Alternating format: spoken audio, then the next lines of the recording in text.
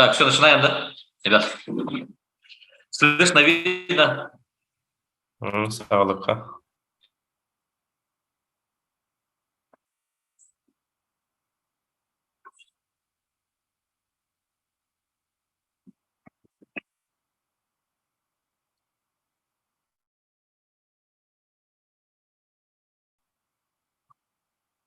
Начинаем, да?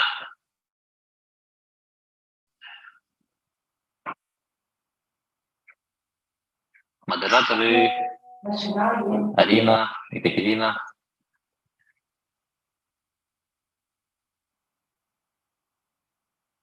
Ага.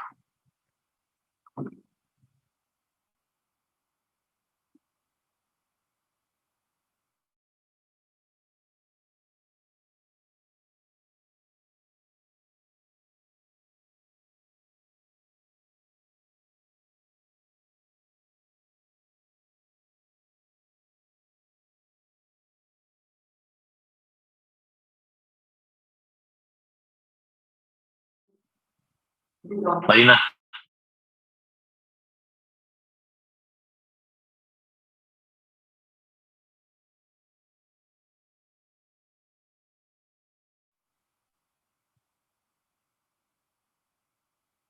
Друзья, доброе утро. Начинаем наш третий вебинар. У нас сегодня пять экспертов по своим темам. Мы вам заранее направляли на WhatsApp-группу рассылку, на какие темы будут выступать эксперты. Так, сегодня тема моего выступления – это каркасные дома. Так, ребят, меня слышно, видно? Ставьте, пожалуйста, плюсики.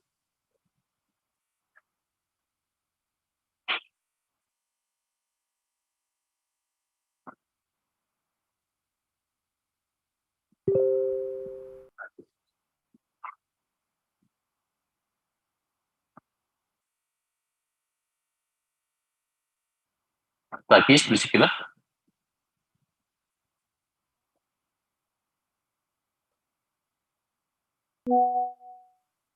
Так, отлично. Так, плюсики есть. Идем дальше, значит, когда меня слышно. Пишем географию нашей Zoom-встречи. Из каких районов или городов? Напишите, пожалуйста.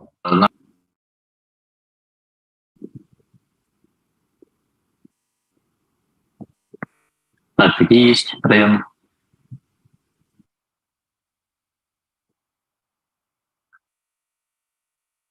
Намский область, Якутск, привет.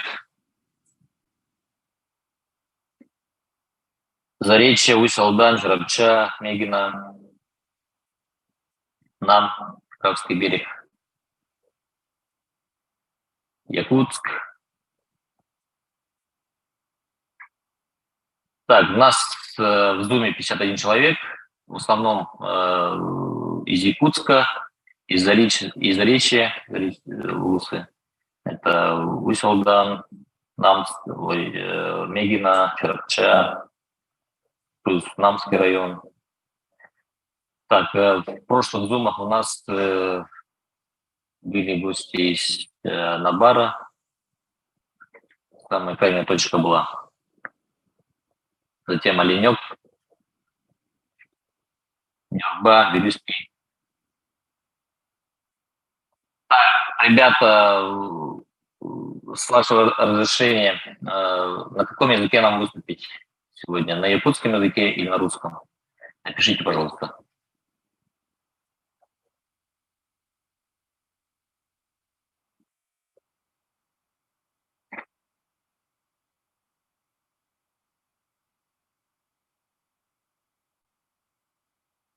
Так.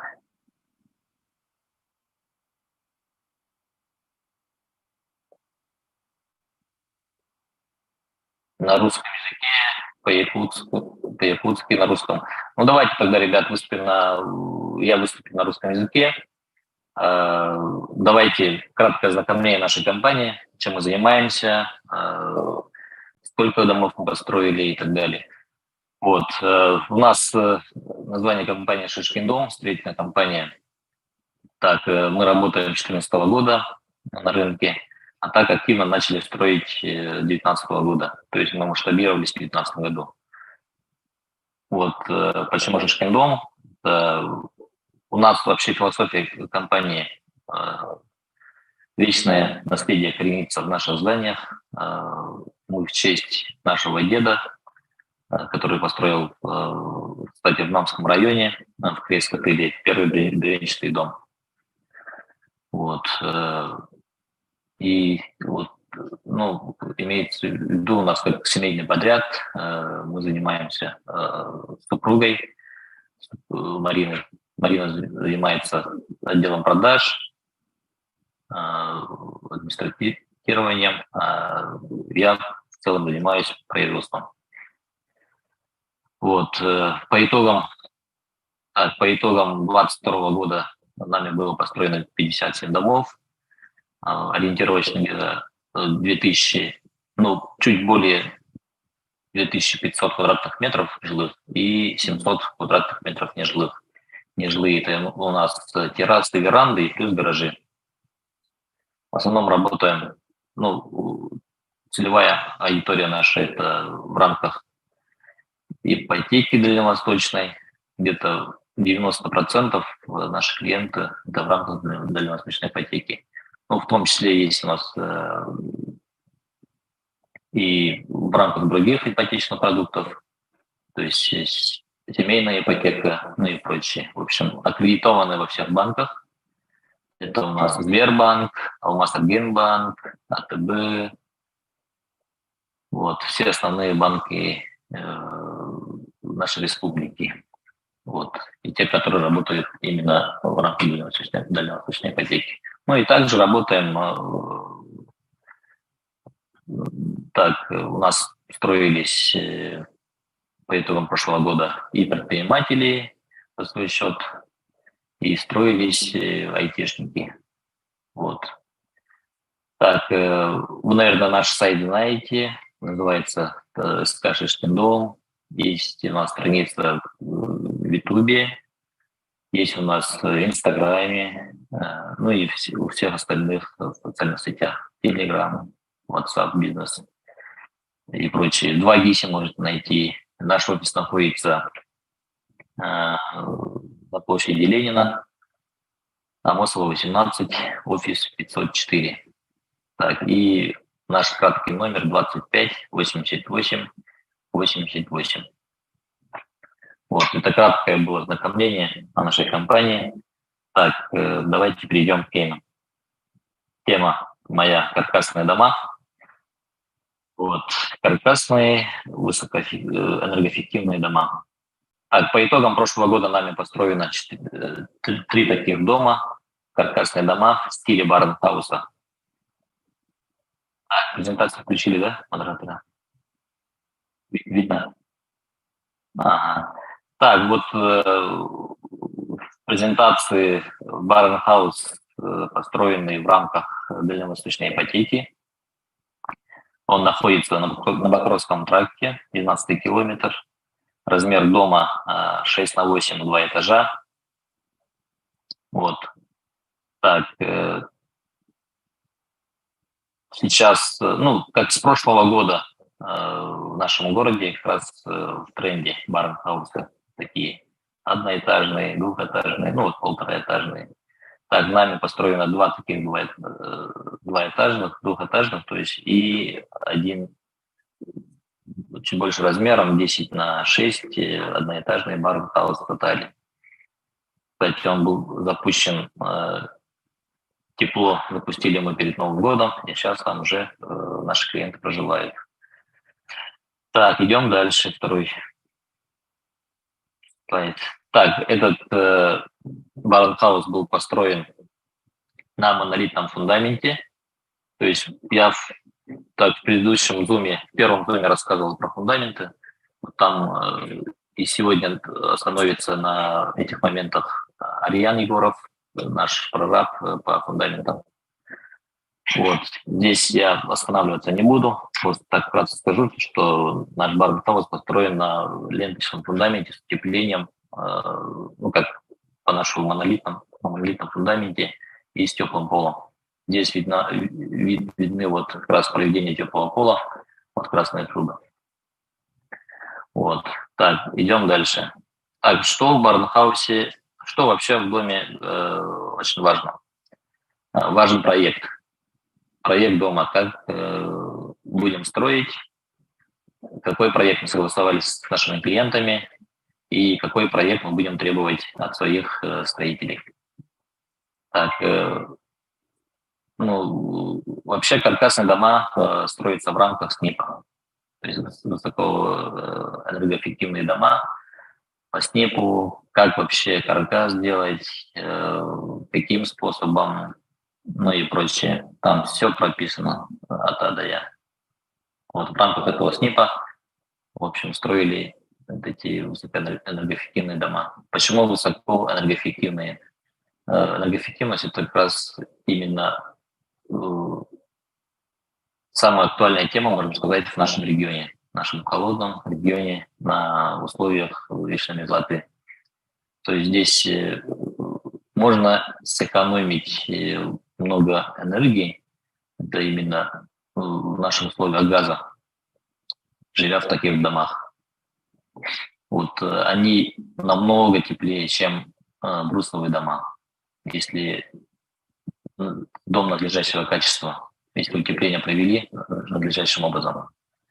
То есть так, я остановлюсь вот на нашем доме, как мы каркас строили, и из какого материала, и потом перейдем к утеплению, затем к фасаду. Так, здесь очень важно использовать для каркаса сушеные доски. Сушеные доски именно камерной сушки. Вот, у нас каркас здесь как раз из сороковок, из досок, доска сороковка. Мы заказывали эти доски в Алмасе специально. Они их сушили неделю где-то и вот, приобретали. Вот, как раз у меня в нашем YouTube-канале есть выступление с Алмасом, с технологом. Рассказывали, как именно происходит вот этот процесс.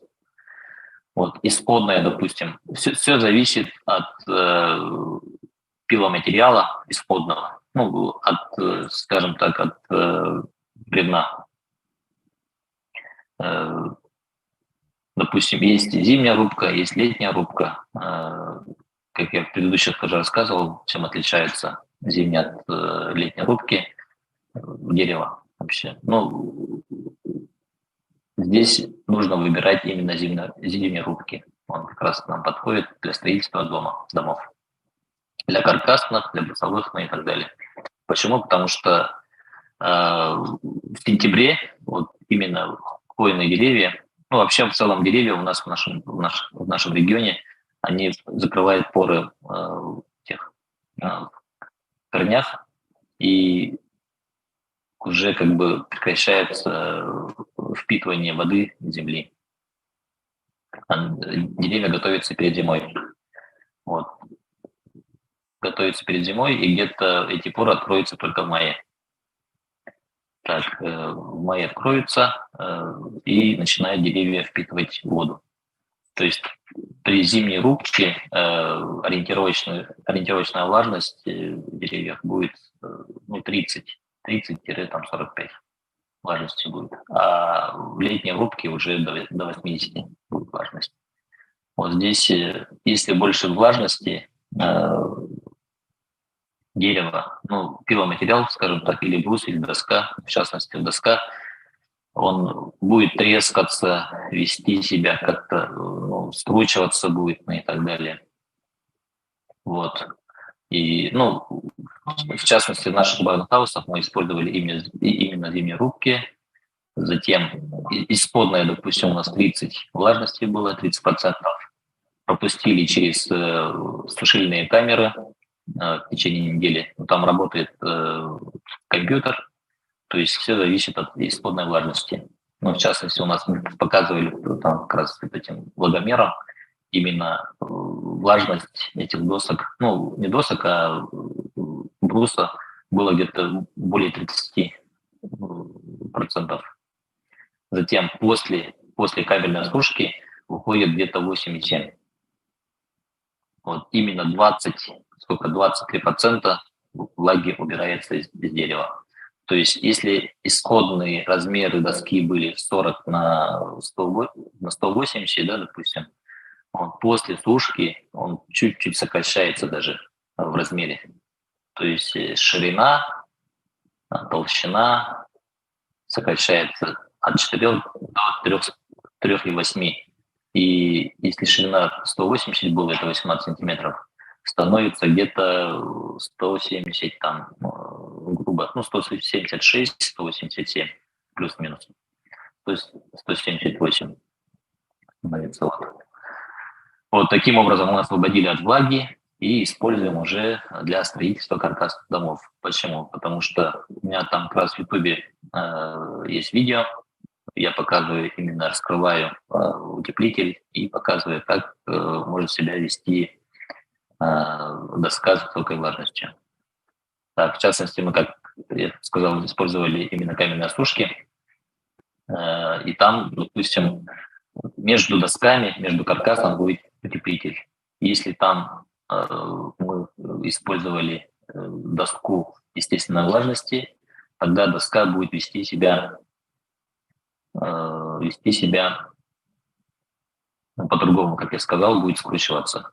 При скручивании между доской и утеплителем образовывается щель. Вот эта щель как раз будет являться мостиком холода. То есть в наших условиях он будет оттуда дуть.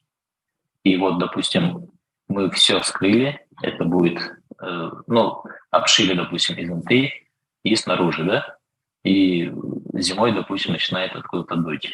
Нам неизвестно. Нам нужно скрывать все это дело, это будет все скрытая работа. Вот.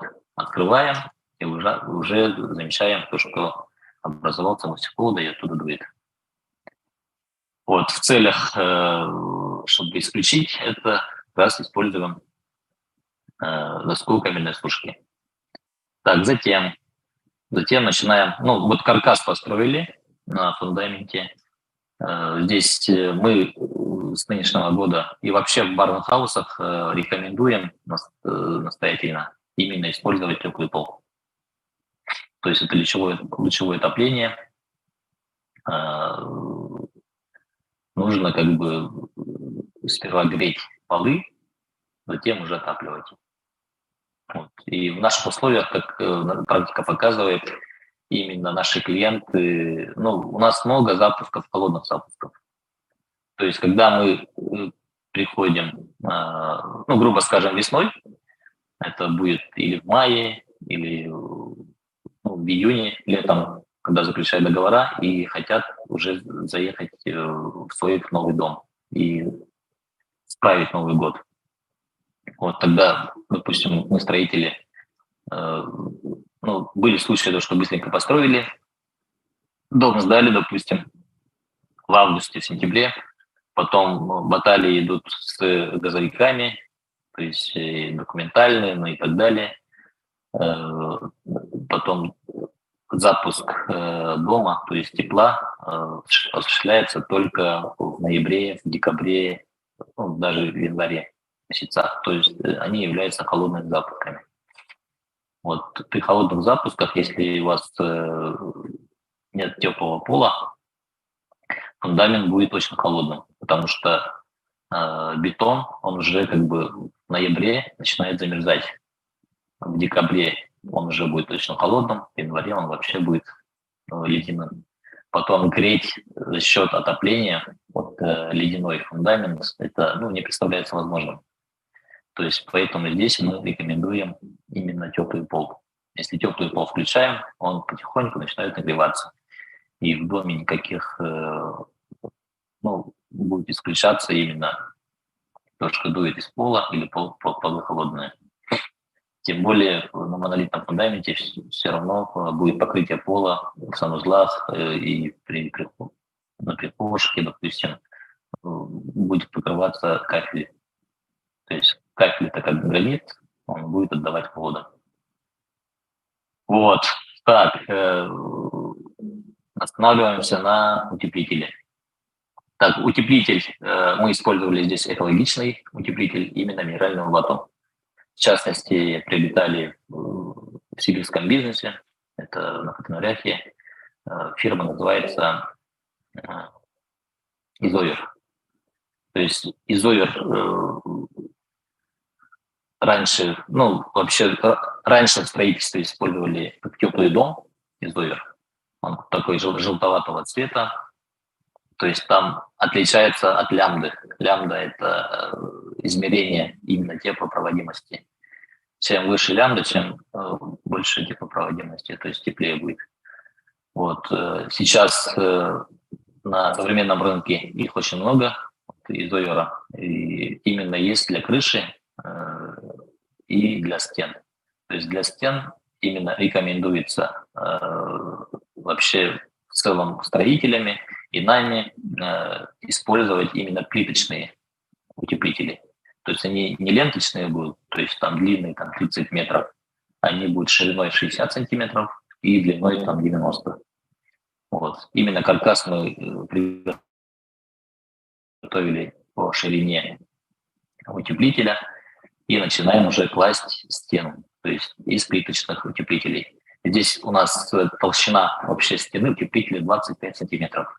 То есть утеплители бывают там 5-сантиметровые, именно толщина, и 10. Мы здесь использовали 5 5-сантиметровых утеплителей. То есть мы их в шахматном порядке внахлёст. То есть никаких, где швы, там исключаем стекловода. Вот. Они специально сделали для утепления стен, и размеры, допустим, если мы даем 60 сантиметров досок, да, имеется в виду ширина вот этих расстояния от каркаса до каркаса, 60 сантиметров ровно делаем, или 40. Это зависит от утеплителя, который вы будете использовать, потому что они, есть два размера, из 40 и 60-сантиметровые. Вот они специально делают, размер дают 61-62 сантиметра от завода. То есть он должен плотненько лезть, вот, как раз между досками. Вот. Так. Вертикально утеплили мы 20 сантиметров и горизонтально прошлись одним слоем 5-сантиметровым утеплителем.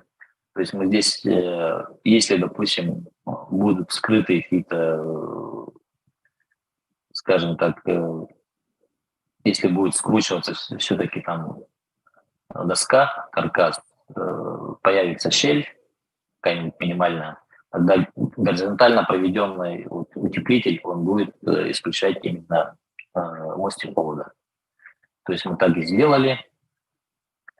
Вот, затем утеплили мы 25 сантиметров. Затем здесь очень важно именно, очень важны мембраны.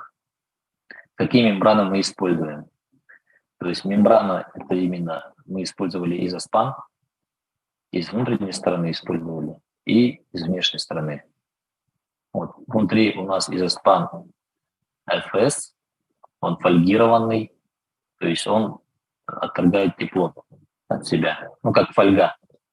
Тепло поднимается вверх, и тепло от фольгированной поверхности нашей мембраны, то есть спускается вниз, как зеркалит. Вот. Это именно мы должны исключить попадание влаги, влажности в утеплитель. Если, допустим, каким-то способом попадает влага в утеплитель, утеплитель – это что вообще подразумевается? Утеплитель – это воздух. То есть в волокнах минеральной ваты, в частности изовера, там много воздуха. Вот за счет воздуха он держит тепло в доме. Вот в этот воздух не должна попадать влажность. Вот именно вот эта фольгированная мембрана изоспан FS, он исключает попадание влаги именно в утеплитель. Вот поэтому именно фольгированная, и мы должны сделать как вакуум. То есть есть специальные даже скотч-ленты, именно где нужно клеить швы. Вот нахлёст мы сделали, и швы именно заклеиваем вот этим скотчем специально. Хорошо. Так, мы покрыли полностью мембраной снутри, потом уже начинаем обшивать. То есть для обшивки изнутри есть несколько у нас вариантов. То есть самая распространенная, надежная – это вагонка сосновая. Вот. Затем можно сделать гипсокартоном стену, как, допустим, в квартирах покрасить, покрыть краской или обоями. Допустим, в санитарных узлах можно, допустим, этим кафелем покрыть пол и стены. Вот. Так, и здесь очень важно между мембраной и покрытием, внутренним покрытием нужно именно вставлять, должен быть воздух. То есть здесь или 2,5 сантиметра внутри, то есть должен гулять воздух между мембраной и внутренней обшивкой. То есть оставляем здесь зазор. В частности, мы оставили здесь дюймовкой, это 2,5 сантиметра. Вот. Так, перейдем к внешнему, то есть к наружной обшивке. Так, у нас, если смотреть спереди и сзади, он обшит планкеном. Планкен – это та доска. Мы тоже приобретали этот планкен в Алмасте. Он именно из лиственницы, листвяк. То есть тут этот планкен тоже прошел обработку. Сушилку, то есть сушили в камере, затем обработали с двух сторон. Вот он и красиво смотрится, и как раз листвяк, он такое дерево, такой плотности, что он очень крепко и надежно себя ведет в наружной среде. То есть он и от холода, от влаги, от жары, именно каменносушки листвяк, он ведет себя в наших условиях, скажем так, очень надежно, и он будет служить для посада очень долго, лет 30 и более. Это я сравнил с сосной.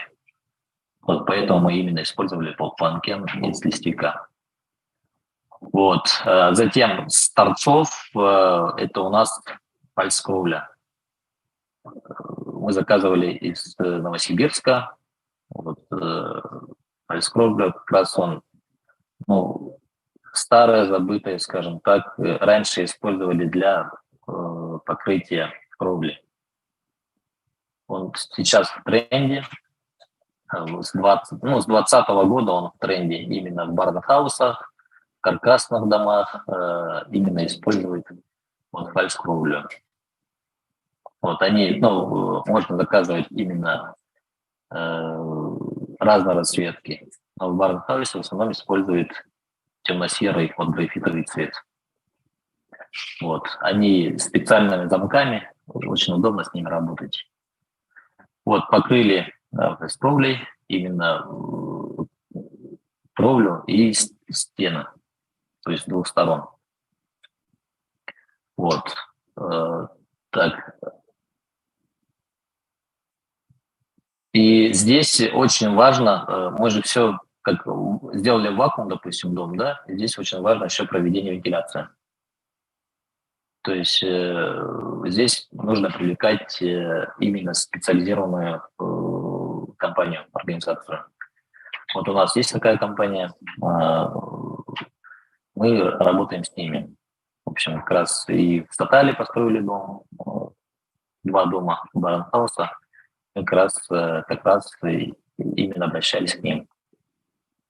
То есть надежные парни, много у них практики именно проведения вентиляции в каркасных домах, в каменных домах и даже в этих общественных зданиях. То есть когда строят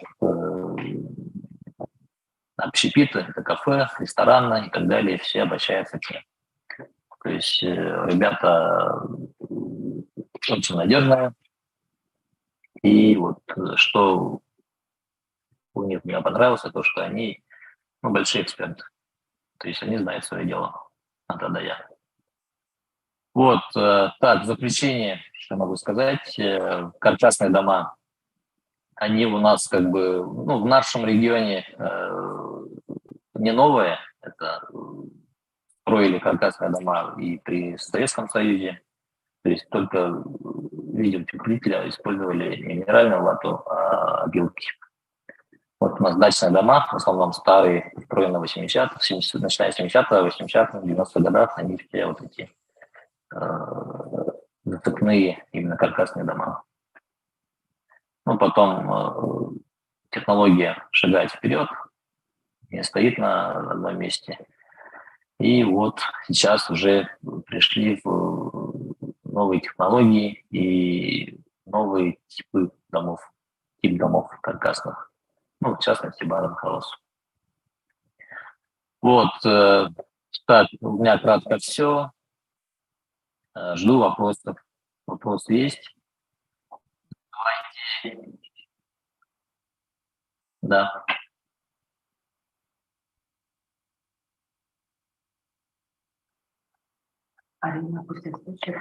Так, на фундаменте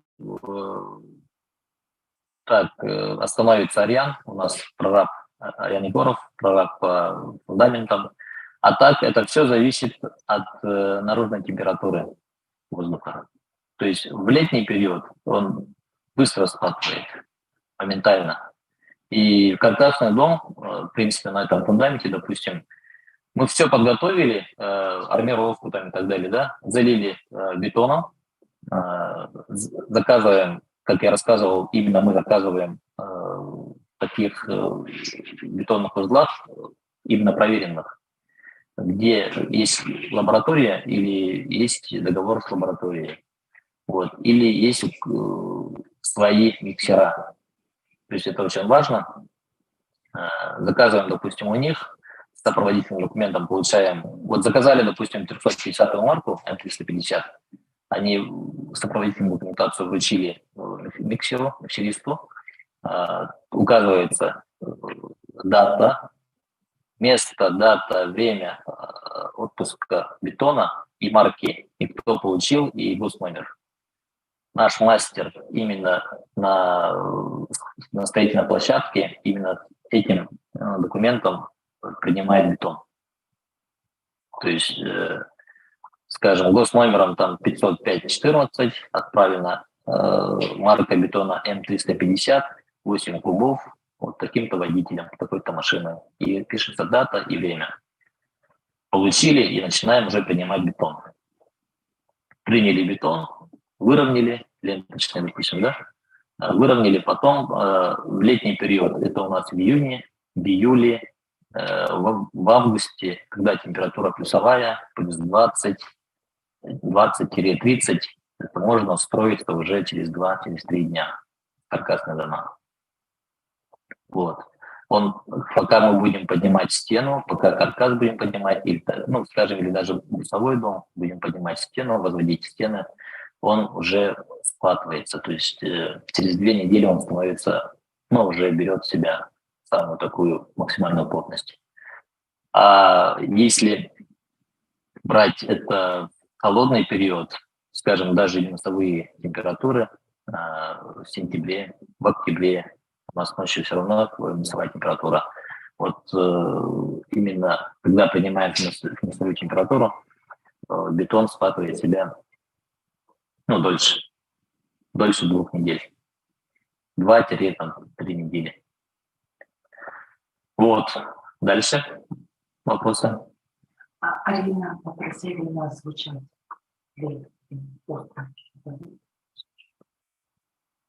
Еще вопросы есть? Арина, Ага. озвучь, пожалуйста, Арина. Так, по долговечности. Здесь, конечно, есть плюсы и минусы для домов, да. Самый долговечный дом, скажем так, это будет каменный дом, потом деревянный и затем уже каркасный дом. Если каменный дом служит нам больше 100 лет, ну как в целом как дом, а все равно будем там раз в 10 лет, допустим, будем проводить именно отделку, внутреннюю отделку. А дерево, при надлежащем уходе дерева, то есть уход, это тоже очень важно в наших условиях. Это покраска фасада, проветривание и так далее. Он послужит, ну, тоже больше 100 лет. Каркасный дом, вот каркасные дома, допустим, в наших условиях только начали строить в 80-х, наверное, вот в конце 70-х годов, с эпохи, да, вот они сейчас, ну, именно из простого материала, из подручного материала они начали строить, поэтому именно в наших условиях они служат только вот где-то 30 лет, наверное, служили, ну, на практике. Но дальше больше посмотрим. Ну, 50 плюс точно будет служить, но при надлежащем уходе. То есть здесь проветривание, именно покраска фасада, обработка, допустим, от грибков там, и так далее, от плесени. Это нужно всегда проводить. И от солнечных лучей именно фасад вот из дерева, он именно будет портиться от ультрафиолета, где-то раз в 5 лет в наших условиях нужно все равно красить фасад. Вот это все зависит от краски, конечно, их очень много. Есть иностранные норвежские краски, есть и итальянские краски и так далее, и есть наши российские. То есть здесь нужно тоже исходить от качества краски. Вот самые хорошие краски, хотя если, допустим, на банках они пишут 15 лет службы, они в наших условиях, именно вот амплитуда наша какая, 100, больше 100, да, то есть летом на солнце плюс 40, а зимой минус 50 или минус 60. Вот в наших условиях они послужат всего максимум 10 лет, как практика показывает. То есть раз в 10 лет, если вы хорошей краской покрасили фасад, нужно, то есть, менять краску. Вот. Дальше. Гарантия сколько лет стоит? Гарантия сколько лет сохранения? Так, гарантию. Так, мы тот раз проводили МУНЯФ, совещание, и решили именно гарантию, договорную гарантию даем 5 лет. То есть в течение 5 лет мы обязаны обслужить вас дом. Именно по каркасу, если каркасный дом, да, или если брусчатый дом, или каменный дом, именно по комплектности короба. Затем течь кровли. Это самые основные такие моменты, где мы именно в рамках гарантии в течение 5 лет будем обслуживать. Лидия Матвеева, Иван Петрович спрашивает, насколько долговечен каркасный дом? Сейчас озвучили. Вопрос. Озвучили сейчас только. Ответ: сколько времени займет строительство от фундамента до эксплуатации? Именно каркасного дома? Да. Ну, месяц. А фундамент? Именно вот время на фундамент, да, сколько возводить именно фундамент, ленточный фундамент, это зависит от сезона года. Летом вот как раз массово начинаем принимать бетон, возводить фундаменты, это с мая месяца. В мае как раз открывается именно доступ к песку, к Вильямскому. Вильямский песок, он является самым таким материалом в наших условиях именно для планировки фундамента. Вот мы приподнимаем именно от рельефа земли вверх и выравниваем, проводим планировку. И вот на этой площадке как раз и начинаем возводить фундамент ленточный. Иван Петрович, еще Альталина... Поэтому займет именно по времени фундамент, это если ленточный фундамент, он займет 2 недели, если монолитный, будет где-то месяц. Затем возведение стен и все отделочные работы, это от месяца, зависит от размера, одноэтажный, двухэтажный дом, от 1 месяца где-то до 2 до 3 месяцев займет. Иван Петрович еще спрашивает, Альталина, какие есть минусы в каркасном доме? Так, минусы, плюсы в каркасном доме. Ну, минус – это именно по долголетию будет именно минус. А так, плюс – он очень энергоэффективный дом. То есть, если, допустим, в брусчатом доме мы в месяц будем тратить минус 50 в месяц, допустим, средний размер дома 8 на 8, 64 квадратных метра, где-то от 7 и плюс температуру будем использовать. Ну и вот от 7 тысяч, допустим, будем тратить на газ. А в каркасных домах при надлежащем строительстве этого дома мы будем намного меньше, то есть 5 и ниже будет 1000 рублей в месяц. Если это брать на 30 лет, на 50 лет, допустим, это очень большая экономия. Иван Петрович, еще следующий вопрос. Саша Антипина спрашивает, когда можно начать строительство дома? Так, это если касается каркасного дома, это 100% в теплое время года. То есть нужно начать с мая месяца. Вот. А так, как я сказал, именно очень важно для дома это фундамент, поэтому мы начинаем возводить фундамент именно с мая месяца. А так, у нас на практике есть то, что мы и в зимний период возводили фундаменты, но там больше расхода будет. И все зависит от рельефа земли и на каком земельном участке будет находиться, располагаться дом. То есть, если это очень влажное, там, отсыпанное место там, и так далее, лучше, само собой, возводить в теплое время года. Иван Петрович, Надежда Пестина спрашивает, для учителей, медиков программа есть?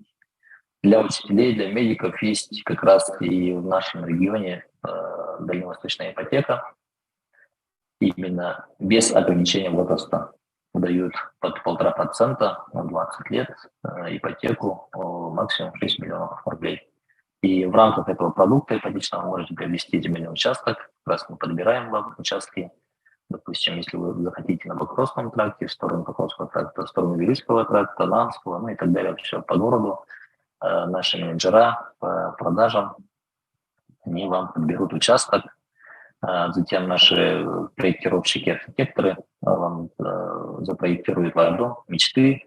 Затем мы, как производственники, построим как раз по вашему проекту, согласованному проекту, утвержденному, строим дома. То есть у нас на практике вот как раз медиками, учителям уже несколько домов построили по итогам прошлого сезона. Иван Петрович, Яра задает вопрос. В УЛУС выезжаете нам Нам сюда? Нам Целовах. Ага. География нашего строительства, самая дальняя точка была, это Кобельский район, село Тея. Затем в основном строим Заречье, это Медино-Кангаласский УЛУС. Майя, Тугул, это где Тенгулю, он на Нижнем Бестяхе. Затем есть в Ущелданском районе строили, в Покровском районе, в УЛУСе. То есть не Покровском, а Кангаласском УЛУСе, этот будет Покровский. В Булгуне-Птахе строили. Вот. А так, заречные УЛУСы мы стараемся строить именно весной, когда у нас зимник есть. То есть зимником, когда зимник есть, через реку мы перевозим все пиломатериалы. Да, какой То есть период? пока еще и дорога есть. Обычно, допустим, если это брать Заречье, Усть-Алданский улус, Мегино-Хангаласский улус, это, допустим, до Тенгулю есть асфальтированная дорога, а в других населенных пунктах уже, к сожалению, у нас в нашей республике дороги грунтовые. То есть, когда как зима завершается где-то в апреле ориентировочно, наша дорога начинает портиться. То есть возить пиломатериалы открыто, то есть или на манипуляторе, или на ППРе, уже он подвергается к загрязнению. Поэтому мы стараемся это делать именно в зимний период, весенний период. Начало сезона начнется с марта месяца. С марта мы должны завершить именно заречные объекты до апреля месяца, до распутицы. Но так на практике есть именно Майя, Мегино-Хангаласские улусы, и в Барагонцах, в Маягасе мы построили где-то перед ИСЭХом или эксплуатацией дома. Вот почему так, потому что, именно по времени не успели, и, мы как раз, вот, самый дальний вот Маягас, это Усть-Алданский район, мы завезли именно зимником материал. То есть он был чистый материал, не загрязненный именно. И потом строитель именно запустили дом, сдали дом, проект именно перед ИСЭХом. Так, дальше. Да, следующий вопрос, Иван Петрович. Яна Павловна задает. Инженерные коммуникации подключаете ли? Инженерная коммуникация – это все, что касается водоснабжения, водоотведения, это канализация, электроснабжения, газоснабжения. Мы все проводим именно по вашему проекту. Наши проектировщики даже указывают, где ваша будет розетка, с вами согласовывает. То есть, в наше время очень важно сделать умные дома, то есть все должно быть под рукой. Все с гаджетами. Раньше, как было, допустим, гаджетов не было, розетки, допустим, побольше было только на кухне и в комнатах по одной розетке. Сейчас уже там прямо возле кровати планируют тумбочки, и как раз возле тумбочек розетки и плюс выключатели, мастер-кнопки. Это все согласовывается с нашими проектировщиками, и у нас есть монтажники с образованием, с корочками, и на практике много домов мы сделали, запустили именно с электричеством, с водоснабжением, водоотведением и даже газоснабжением. То есть у нас есть партнеры, надежные партнеры именно по проведению газа, по внутренним работам. То есть если у вас стояк есть выведенный, от стояка до котла и до газовой печи будут проводить газ. Иван Петрович, следующий вопрос. Любовь задает вопрос. Материнский капитал можно использовать у вас в строительной компании? Да, на практике много есть материнский капитал, именно федеральный материнский капитал и республиканский. Вот можно использовать. Это все в договоре указывается. Именно часть, там сколько, больше 400, да, сейчас тысяч? Или, максимальная сумма где-то 600, да?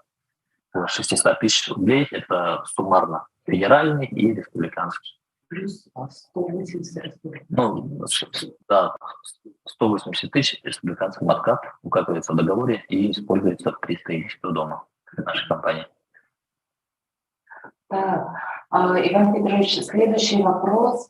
Надежда Пестерева тоже интересует, а мы ответили уже.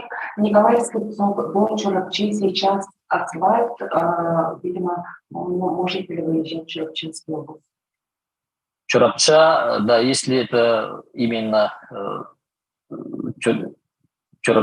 село Чурапча, Чурапчинского улуса, тогда можем выехать, дорога есть. А так, есть населенные пункты, допустим, где нет дороги, вот до туда мы можем доехать только в зимний период. И, само собой, рыночные условия, это нужно признать, потому что нам выгоднее туда выезжать именно на такие в среднем, допустим, дом 8 на 8. А меньше дом 6 на 6, допустим, в наших условиях, рыночных условиях рентабельность ниже намного для нас. Вот поэтому, если дом одноэтажный 8 на 8, мы можем выехать и в дальние населенные пункты.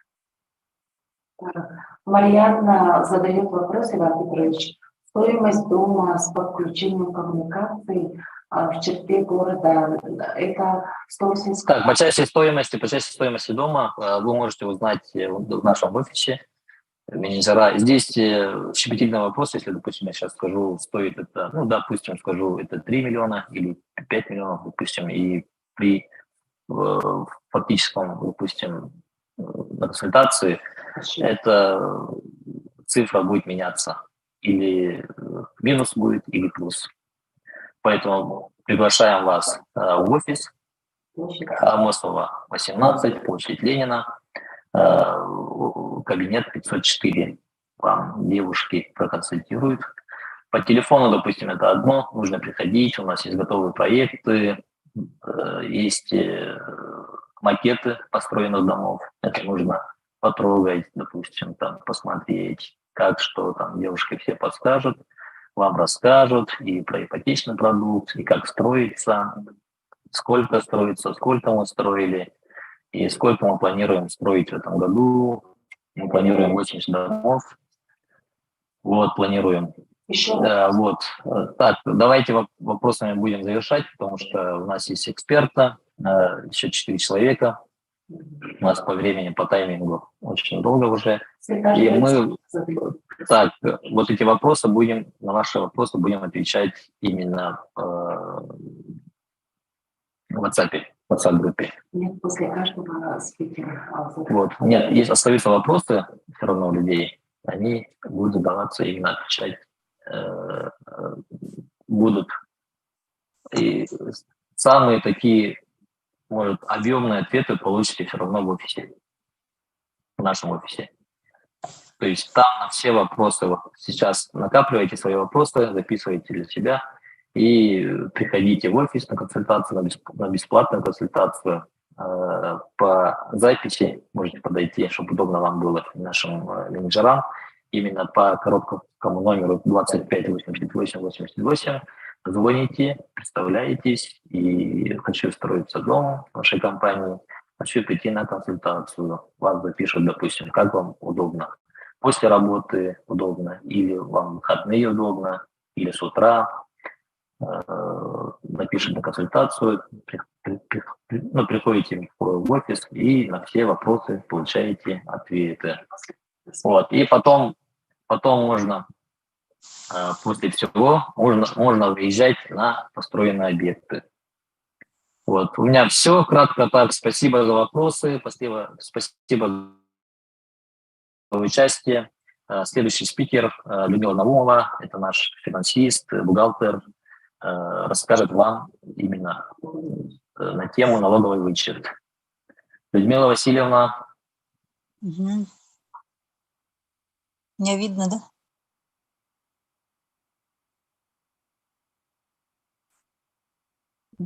Угу. Добрый день, участники нашего вебинара. Я хочу вкратце рассказать о налоговых имущественных вычетах.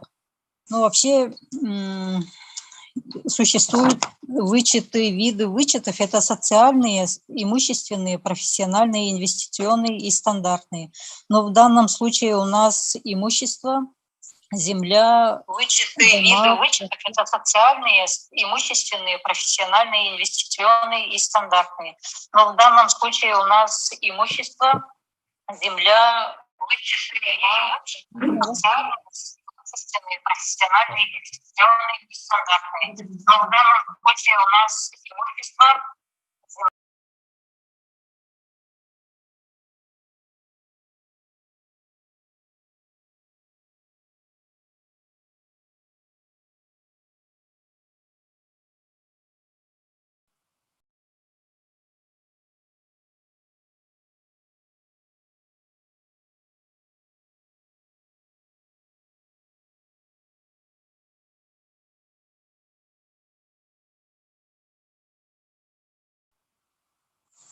Слышно сейчас? Ага. Вообще налоговый вычет – это сумма, на которую уменьшается налоговая база по подоходному налогу в определенных законных случаях. Есть проценты 13%, от 5 миллионов есть 15, потом есть 30 и 35. Но в данном случае у нас граждане имеют подоходный налог, который удерживается заработной платой, и это 13%. Сумма вычета не может превышать сумму фактически уплаченного в течение года подоходного налога. Если сумма вычета больше, то она переходит на следующий год. Существует имущественный вычет по НДФЛ при покупке квартиры и другого недвижимого имущества может применяться в следующих случаях. Но когда вы покупаете, не применяется в следующих случаях. Если вы применяете материнский капитал, вот эта сумма, она не учитывается при вычете. И если сделка купли-продажи заключена с гражданином, являющимся взаимозависимыми. Это супруги, родители, если вы у них покупаете, супруги, родители, дети, если вы у них покупаете, то это не учитывается при вычете. При покупке недвижимости покупатель вправе воспользоваться имущественным налоговым вычетом по НДФЛ в сумме фактически произведенных расходов. И на приобретение жилого дома, квартиры, комнаты, приобретение земельного участка для индивидуального жилищного строительства или расположенного под приобретаемым жилым домом участка. Так, погашение можно использовать от погашения процентов по целевым займам, израсходованным на приобретение указанной недвижимости, либо полученным в целях рефинансирования. Применение вычетов означает, что доход в размере вычета не будет облагаться НДФЛ, то есть она не облагается. И имущественные вычеты предоставляются при покупке недвижимости в сумме расходов не более 2 миллионов один раз в жизни. Возврат с него с 2 миллионов 13% – это 260 тысяч. При выплате ипотечного кредита в сумме уплаченных процентов, но не более 3 миллионов, тоже один раз в жизни, это получается возврат от 3 миллионов 13%, это 390. Всего при покупке можно получить 650 тысяч. Это, например, когда вы подаете заявление на ипотечное кредитование, там прямо прописывается, что вы можете воспользоваться вот этой суммой 650 тысяч. Заявлений там рядом, даже в калькуляторе бывает, что указывают. Так. Также при продаже недвижимости в сумме дохода при владении более 3 лет или 1 миллион при владении менее 3 лет. Также при продаже иного имущества в сумме дохода при владении более 3 лет и 250 тысяч при владении менее 3 лет. Вот. Также срок подачи декларации до 30 апреля. Так, право на имущественный вычет возникает с года, в котором совершилась сделка, и в Едином государственном реестре недвижимости зарегистрировано право на недвижимость, что подтверждается свидетельством, выданным, и выпиской из ЭГРН. Также имеются акт передачи жилья, и если приобретается земельный участок, то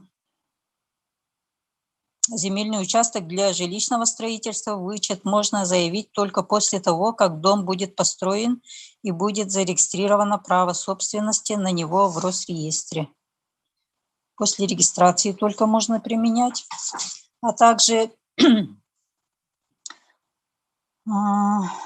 Для получения имущественного вычета по окончании года, я сказала, вот до 30 апреля надо подать декларацию 3 НДФЛ. Вообще существует 3 вида возврата. Один – это вот надо декларацию сдать до 30 апреля, второй – вычет при обращении к работодателю, и третий – это получение вычета в упрощенном варианте, применяется с 2021 года. Если подаете декларацию 3 НДФЛ, то к нему прилагаются все подтверждающие расходы, документы. Это ИГРН, договор купли-продажи, свидетельство, если есть. Потом прилагаются все квитанции по оплате. Если вы получили ипотечный кредит, то с банка запрашиваете справку, в котором они расписывают, сколько процентов вы оплатили и насколько можете сделать вычет. Вот. Потом, заполненную декларацию, к заполненной декларации прилагаете все эти документы и предоставляете в налоговый орган. Можно в бумажном виде отнести. И есть еще сейчас у всех налогоплательщиков есть личный кабинет. Через личный кабинет заходите, и там сейчас вот, начиная с 2021 года, все данные с банков, с Росреестра загружаются в этот личный кабинет, где есть даже вот то, что работодатели 2 НДФЛ сдают, эти данные все туда в налоговую сразу загружаются. И можете сами оформить декларацию. Заходите в личный кабинет налогоплательщика. Так. И там можно это сделать. Также есть вычет при обращении к работодателю.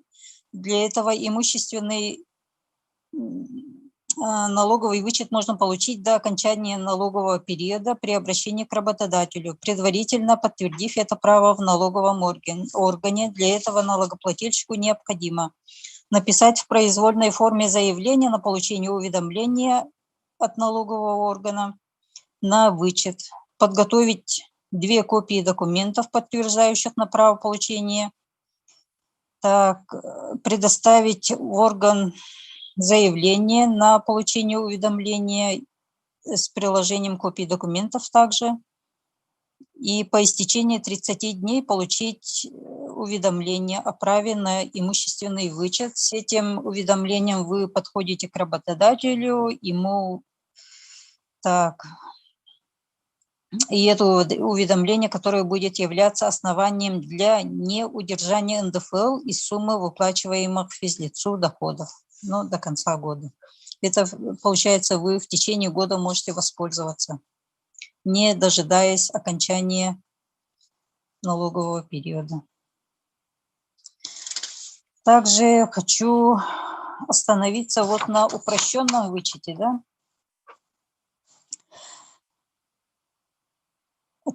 налоговые вычеты будут предоставляться налогоплательщикам в проактивном режиме посредством взаимодействия через личный кабинет. По факту поступления налоговых агентов, то есть это банки, дают сведения налогоплательщиков в специальном сообщении, и это будет отражаться вот в личном кабинете. И в случае наличия права у налогоплательщика на получение налогового вычета в налоговым органам, в общем, вот эти данные, которые там предоставляют банки, Росреестр, они все загружаются, и в течение не позднее 20 марта все эти сведения уже будут.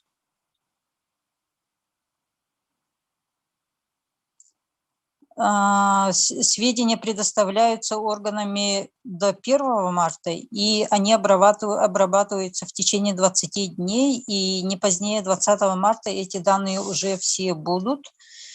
Вы заходите в личный кабинет и заполняете просто, если у вас на возврат есть сумма по данным налогового органа, вы заполняете заявление, куда могут перечислить, пишите все свои реквизиты.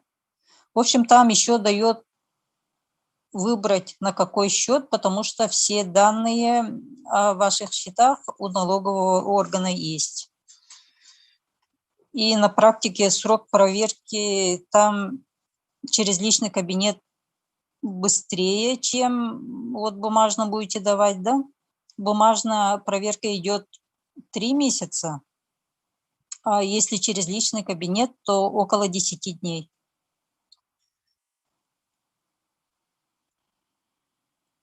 Там проверяют все ваши документы, если есть на возврат, то возвращаются вот быстрее, чем просто через налоговый орган. Обратитесь. Ну, вкратце так.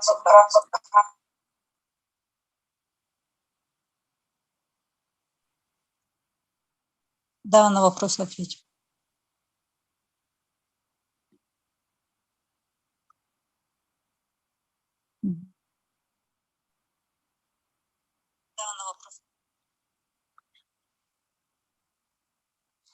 Если за наличный расчет хотите построиться, то налоговый вычет тоже будет, так как мы даем вам квитанции, и по этим квитанциям и на основании договора купли-продажи, на основании договора строительства вы можете подать на налоговый вычет. Там условия не меняются, такие же, как и через банки, через ипотеку.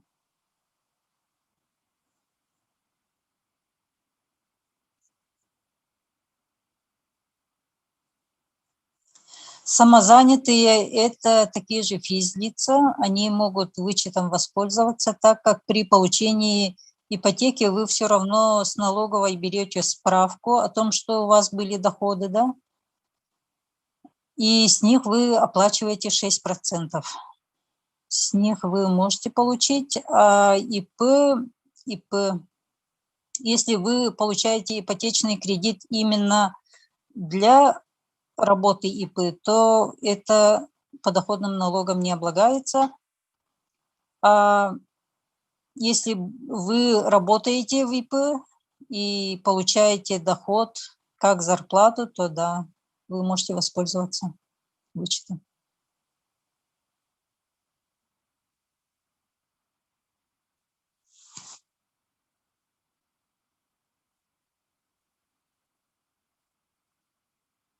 Если вы пользуетесь только материнским капиталом, например, гараж построили за сумму материнского капитала, да, то это не облагается подоходным налогом, потому вы вычетом не можете воспользоваться. А если вы приобрели жилой дом, часть оплатили материнским капиталом, а часть оплатили ипотекой или наличными, то вы, конечно, вы можете воспользоваться на ту часть, которую оплатили ипотекой или наличными, за вычетом материнского капитала. Материнский капитал, он не облагается подоходным налогом, и, соответственно, вычетом по нему не можете воспользоваться. Есть еще вопрос?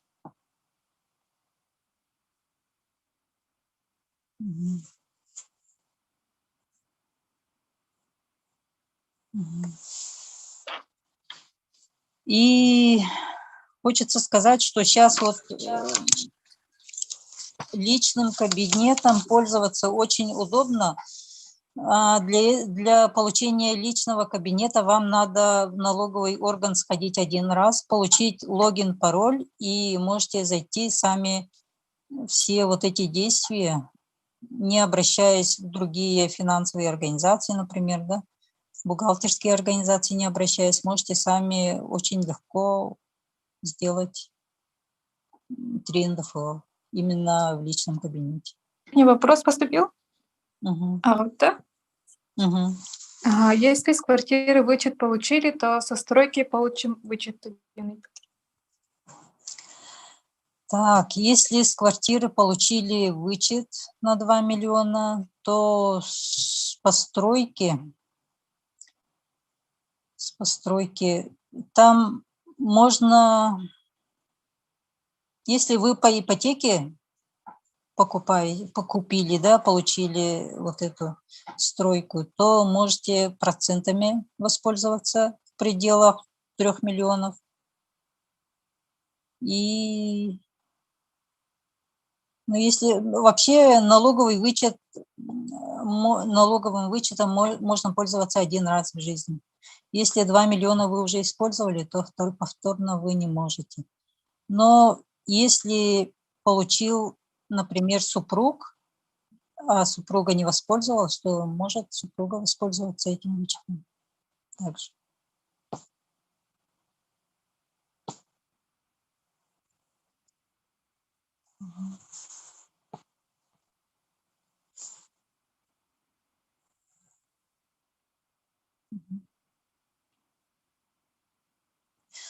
Также хочу сказать, что если есть вопросы по нашим уже построенным домам, если у вас, вам требуется вычет, да, вы можете позвонить, проконсультироваться, можете к нам в офис прийти, мы покажем, объясним, как, что делать. Ну, мы курируем своих клиентов в течение 3-5 лет. Смело можете звонить.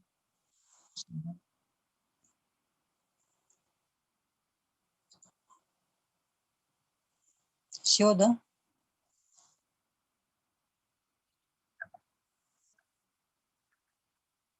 Сейчас выступает наш прораб Дмитрий Данилов по строительству дома.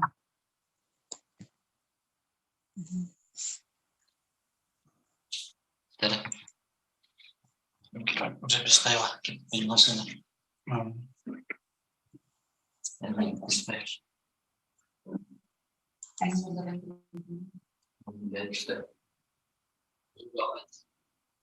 Здравствуйте.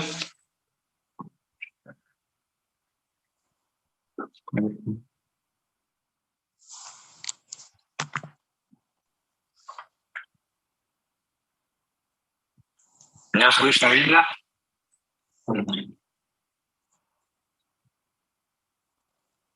Напишите в чате.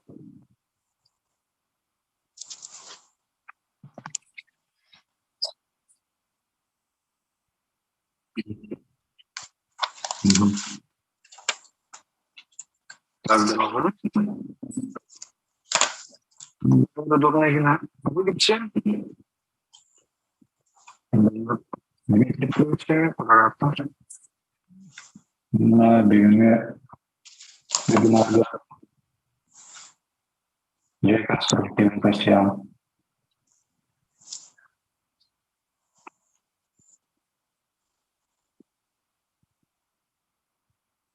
Угу.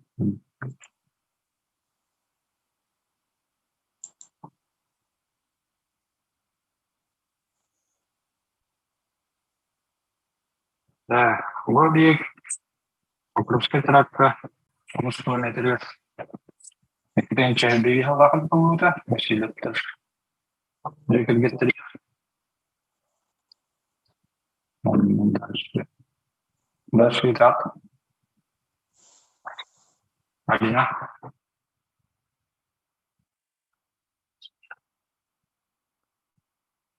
Где Карагипудок.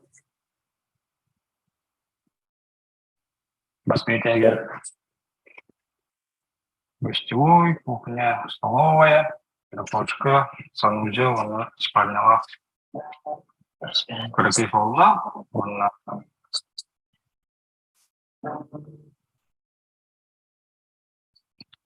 Ağız kastacı.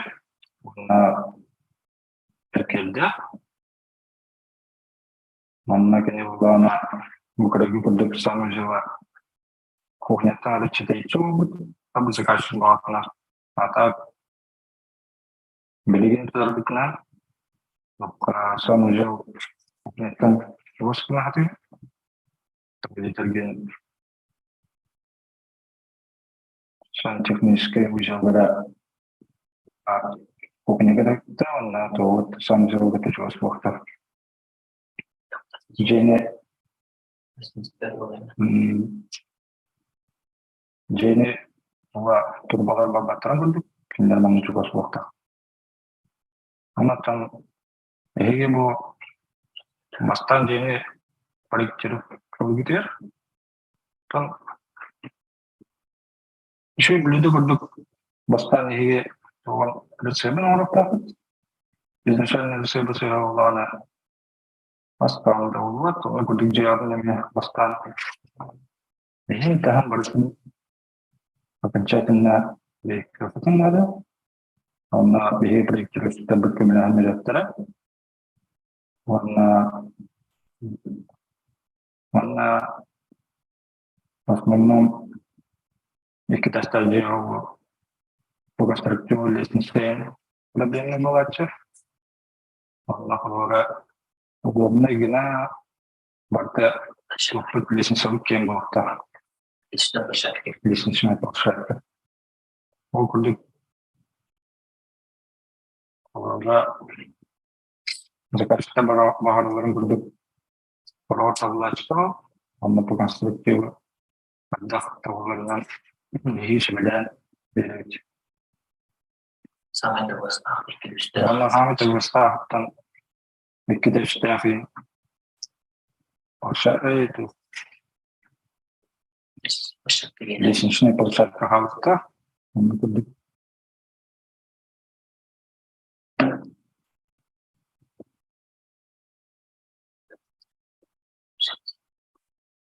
Это и китайский даже по-другому.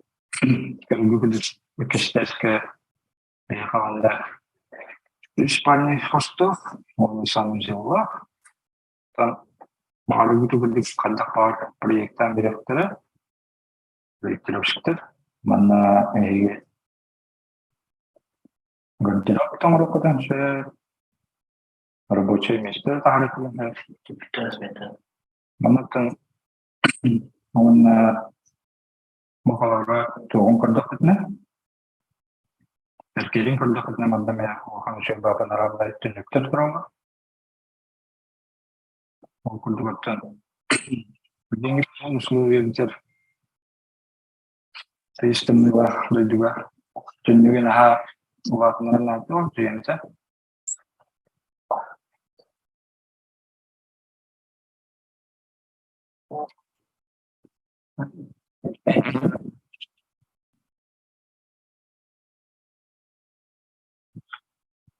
itu сообщение передал поедут отделить.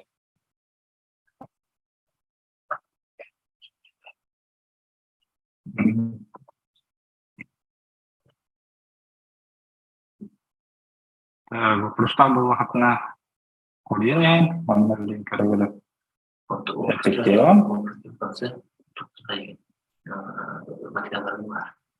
Материал именно качественный товар.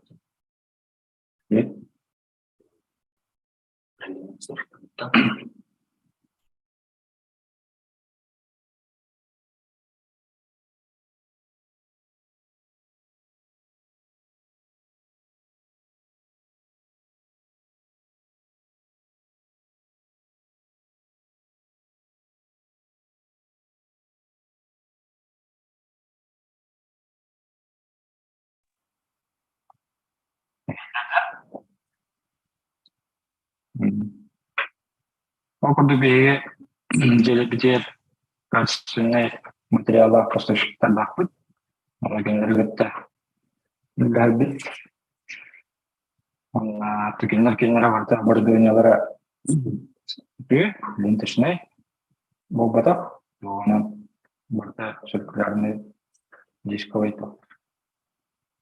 Станок доктор, он тойдыра геометриятер чөй бар. Оған аста чөпчөрөн размердактакка. Онна аттан профилдерinde grubunun nime oro. Hatta profilden belirler. Tutadına.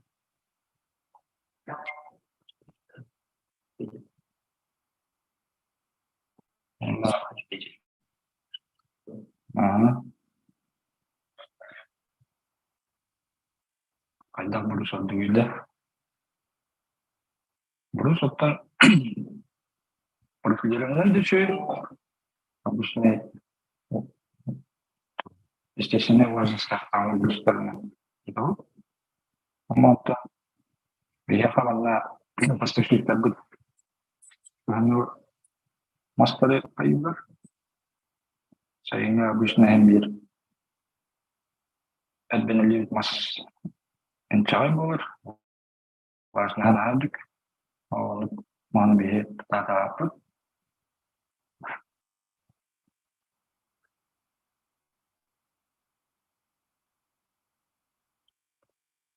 На вообще правильно.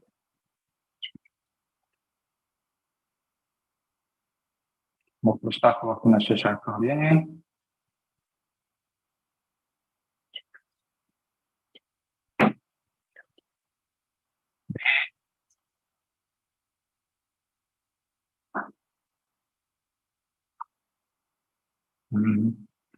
Теплый пол, вот там тоже было водная дух электрической трубопыт. И вот там кене ититинга, oleh ini bukan alibat, setelah beri terus coba boga.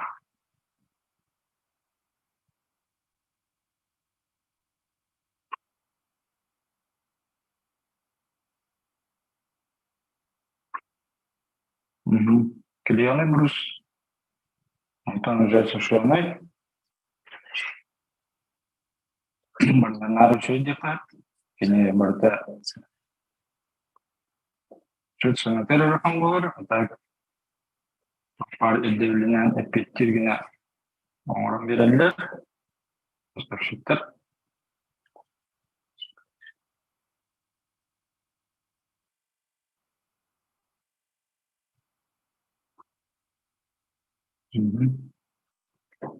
Şimdi böyle oraya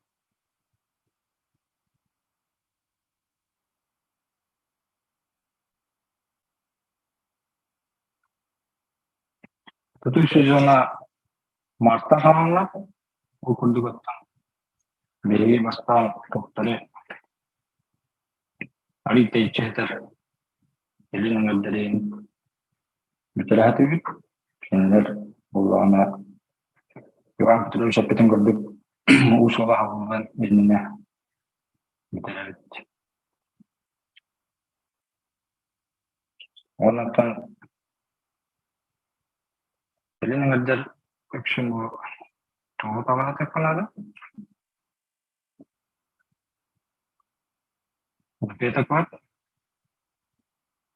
Lentesine fundamen Rafige kaydan PKP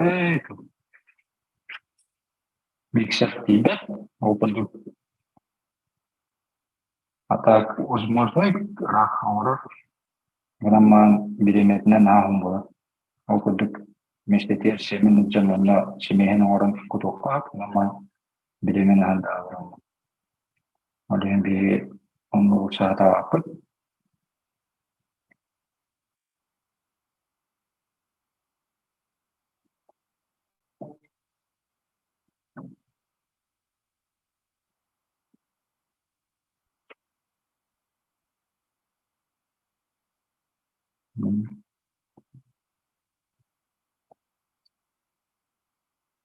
Просто для бала, karena beliin fundament ötüyor. Bir Spesialistbedömeye kaya, belki bilenlere köpsiye. Alian Егоров. Параграф по фундаменту. Здравствуйте. Көстөбүн эхилебин. Көстөр эхилдер.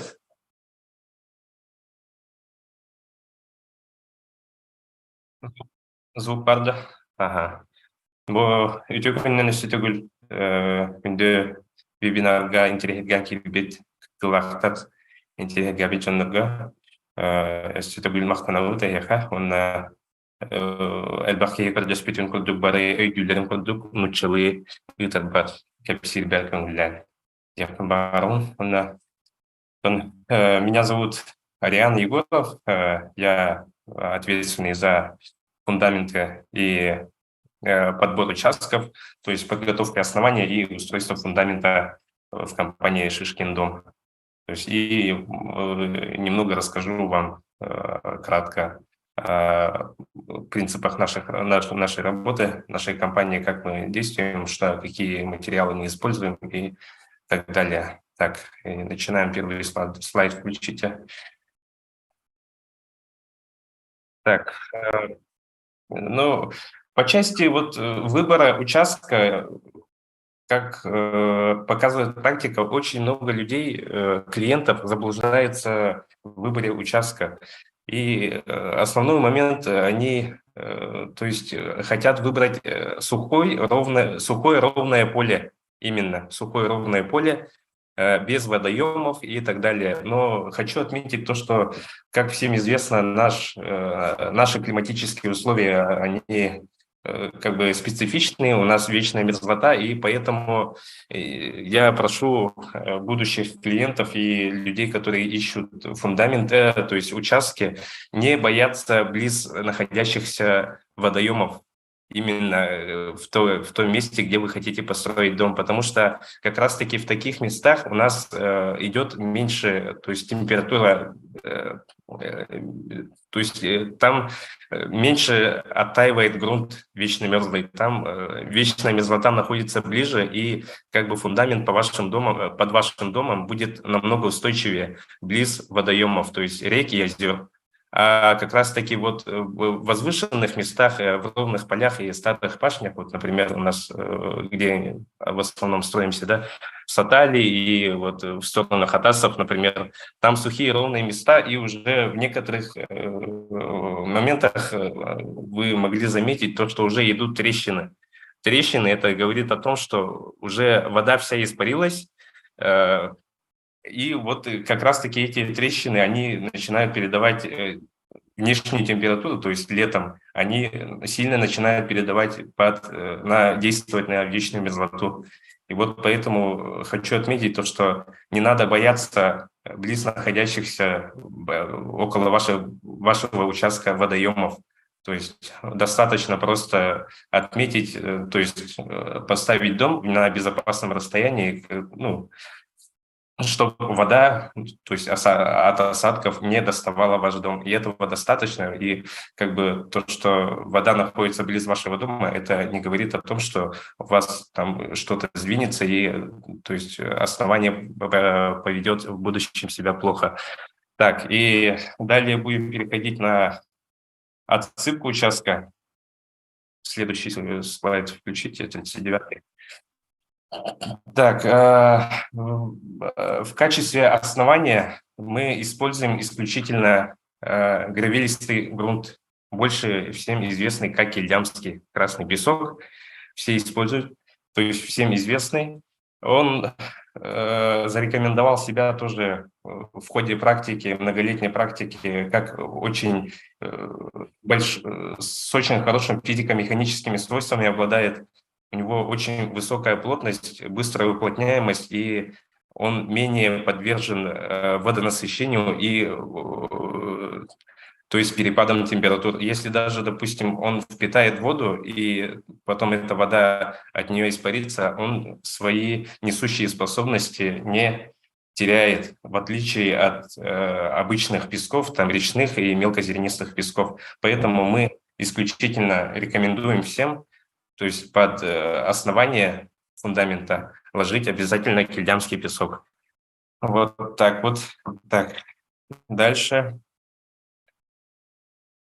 После завоза песка мы выходим на участок непосредственно и механизированно уже начинаем планировку. То есть выставляем выноску и по отметкам уже максимально разравниваем участок. И вот этот момент тоже очень важен, потому что я видел, как некоторые частные люди, они сыпят, завозят кильдямский песок и просто разравнивают на глаз, но не понимая того, что каждый сантиметр, то есть если вы будете заливать монолитно весь свой фундамент, то вот эти пару сантиметров погрешности, то есть неровности, перепад высот, они очень сильно играют на момент расхода бетона. Потому что если вы криво отсыпете основание, то вам придется компенсировать вот эти вот перепады высот количеством бетона. Потому что дом вы все равно криво не поставите, и вот на этих пару сантиметров, 5, даже 4 сантиметров, при большой площади заливки, там играет, то есть очень большие объемы могут происходить. Поэтому мы обязательно проводим нивелирную съемку, то есть все максимально ровно подготавливается участок под будущий фундамент. Так, далее включите следующий 41-й. Далее, после подготовки фундамента, то есть после уплотнения его виперплитой, мы уже начинаем собирать опалубку. Опалубка у нас деревянная, и изнутри опалубки обязательно тоже крепим полиэтиленовой пленкой, чтобы вода, то есть бетон не терял способность свою, то есть не терял свою влагу, и как бы при оптимальном количестве, необходимом количестве влаги, у него физико-механические свойства тоже улучшаются. Если вода быстро утекает до того, как все произойдет химический процесс, поэтому если она утекает, то тоже бетон начинает, то есть застывает очень хрупким. Поэтому мы вот обязательно с внутренней стороны опалубки обшиваем полиэтиленовой пленкой. И дальше начинается вязка арматуры, то есть арматура, следующий слайд, 42-й. Арматуру мы используем тоже согласно нормативным, действующим нормативам, то есть это СП-45, актуализированная версия СНИПа 87 года, еще старого. Так, здесь вы видите то, что используется арматура 16-го, основная несущая арматура горизонтальная, используется 16-го диаметра, 4 штуки вдоль, и все это армируется, то есть связывается хомутом 8-миллиметровым. Так, и на угловых частях мы тоже обязательно, вот тоже здесь некоторые моменты есть, частники, когда заливают, они не, то есть вот вспомогательный Г-образную арматуру они не связывают, то есть не ложат. А как раз-таки вот эта арматура, она очень хорошо влияет на моменты перепада. То есть если где-то чуть-чуть выпучит, у вас ваш фундамент, он хорошо, то есть на изгибы хорошо начинает работать, если вот такие вот Г-образные связи прикладывать в угловых моментах. Так, еще что еще? Так, и после связки арматуры, если у вас черные полы, то обязательно тоже должны быть продухи на фундаменте, и заранее уже продухи вот эти вот, как вы видите на 43-м слайде, лежат, то есть со 110-й трубы мы уже прокладываем заранее продухи, чтобы все было вот как сказать, ну, мы заранее подготавливаем продухи, прикладываем укладкой 110-й трубы, то есть отверстие под продухи, чтобы было, и потом уже заливается бетон. Вот в следующем 44-м слайде вы можете увидеть продухи в фундаменте. Вот эти вот моменты тоже, они очень обязательно, их делать нужно, продухи, потому что когда вы, допустим, недостаточное количество продухов сделали, или же продухи у вас маленького диаметра, то у вас начинает конденсировать, то есть появляться конденсат в поле и в утеплителе, и это очень плохо влияет, то есть на всю конструкцию пола. Вот, и вот эти вот моменты, они обязательные. Так, далее 45-й слайд. Так, и вот здесь вот на вашем экране, здесь вот подготовка к заливке монолитного фундамента, то есть полностью. И как вы видите, как же вот Иван Петрович рассказал нам немного, еще раз повторюсь, то, что то есть после укладки, после застывания ленточного фундамента укладываем первый слой из лиственницы, первую обвязку, первый круг, и как раз-таки вот этот момент, он играет, ну, исключает мостик холода. То есть если уровень пола у нас был бы вровень с ленточным фундаментом, верхом ленточного фундамента, то у нас там очень идет, то есть образуется мостик холода. А если вот уложить на ленточный фундамент вот такую первую обвязку из лиственницы, и к нему уже прикладывается... Где? Иглевинда? Ага. Если вот так сделать, то есть тогда мы исключаем мостик холода. То есть уже между первой обвязкой и ленточным фундаментом у нас, то есть уже холодный воздух и теплый воздух как бы уже перестают циркулировать. Поэтому очень важный момент, тоже это тоже достигли по многочисленным пробам и ошибкам. То есть вот такой фундамент именно такого вида, он зарекомендовал себя как очень теплый пол. И вот как бы также укладывается, чтобы монолитный фундамент, то есть внутри вот, который заливаем, чтобы не контактировал с деревом, вот с первой обвязкой, там вокруг стен укладывается, то есть фиксируется демпферная лента. Она служит тем, что то есть бетон не напрямую воздействует, то есть прямого контакта мокрого бетона, то есть нет с деревом, уже с элементом стен. Поэтому это тоже важный момент, его нужно тоже учитывать в будущем, как бы вот так вот. На этом, наверное, очень быстро рассказал. И, переходим к вопросам.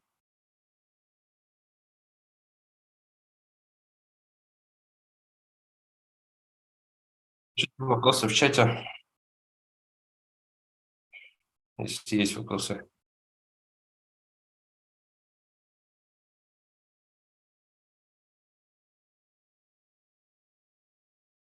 Шападин, Туэптер.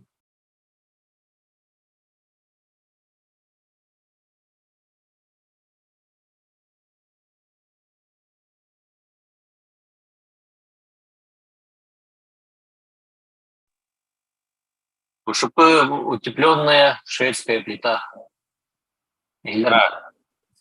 Ага. А то буманнык боллагана тоқ боллагале. Бұдан Üçüdük рекомендацияларды бәтін әлбәқ елгі уже хастағылы уже мандық мосталары көтан кәлді бит, онна қара мостат тағат бұтан бәтін үшүдік көддерір. Именно теплопроводная кине более онна кытанах монолитный, онна тугабох. Зазордыра мостикке холода ағаяқ болар бұл мандық тоққа, ұшыбыға монолитный стяжқа.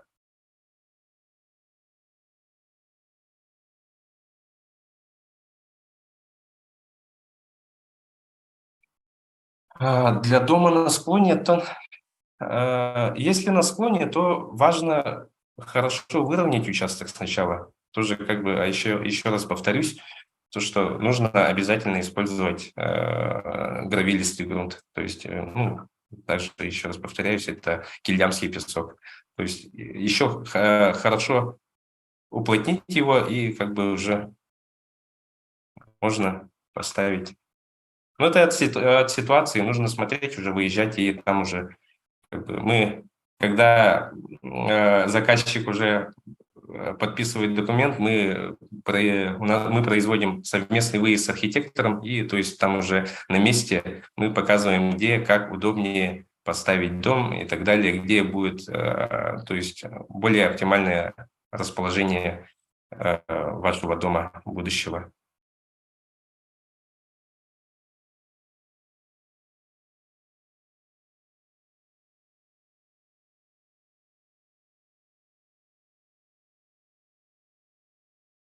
Оклад в марте ложить не целесообразно, ну, то есть, как сказать, это небезопасно, потому что в марте у нас еще температура, среднесуточная температура, это еще в минусах, поэтому лучше начинать укладку, то есть бетона, ну, вообще бетонные работы производить с мая месяца, то есть когда уже температура, среднесуточная температура будет плюсовая. Ну, конечно, это тоже можно, то есть укрыть бетон, поставить пушку тоже, ну, как бы отдельно можно рассчитать, но это уже будет добавка к стоимости. То есть обязательно нужно будет прогревать бетон, чтобы он хорошо, то есть схватился. Еще вопросы есть?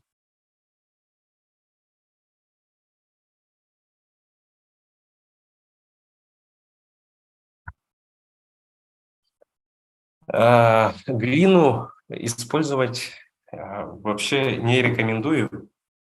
Ну вот внутри еще речной песок может пойти. Ну, конечно же, опять же, еще раз повторюсь, то, что нужно использовать вообще в качестве фундамента именно кильдамский гравилистый песок. Потому что речной песок, он когда у него частицы очень маленькие, и когда он набирает, то есть когда к нему попадает влага, он его впитывает, замерзает, и когда вот эта влага, поступившая, начинает уже испаряться, он начинает двигаться, речной песок.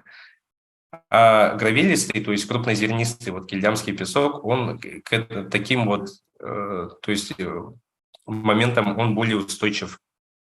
Поэтому рекомендуется использовать кильдямский. И в качестве утеплителя, да, ну, пенополистирол, тоже у него очень хорошие показатели по прочности, поэтому лучше под бетон использовать пенополистирол 20 сантиметров, желательно внахлёст.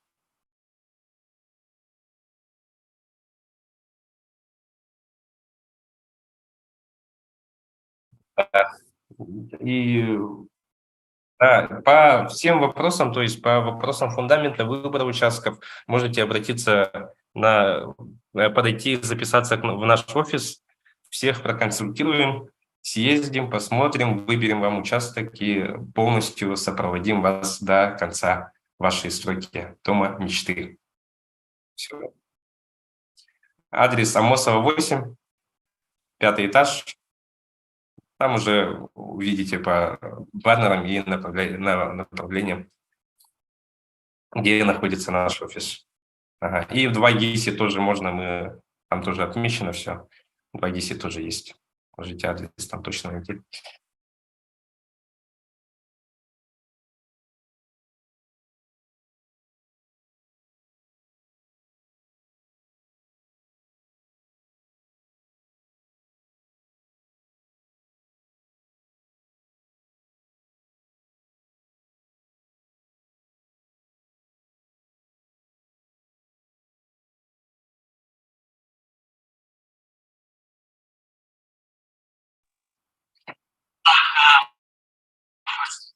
Спасибо за участие. Ариана, спасибо. Хорошо выступил. На все вопросы ответили. Здесь на Амосова 18. Вам нужно подойти. Амосова 18. Площадь Ленина. Так, следующий спикер, соучредитель нашей компании, Марина Данилова. Перед вами выступит сейчас. На все вопросы ответим именно в офисе. Здесь я вижу очень много вопросов поступило хороших. Благодарю вас за участие и за доверие, за активность. Сейчас перед вами выступит Марина Данилова. Так, передаю.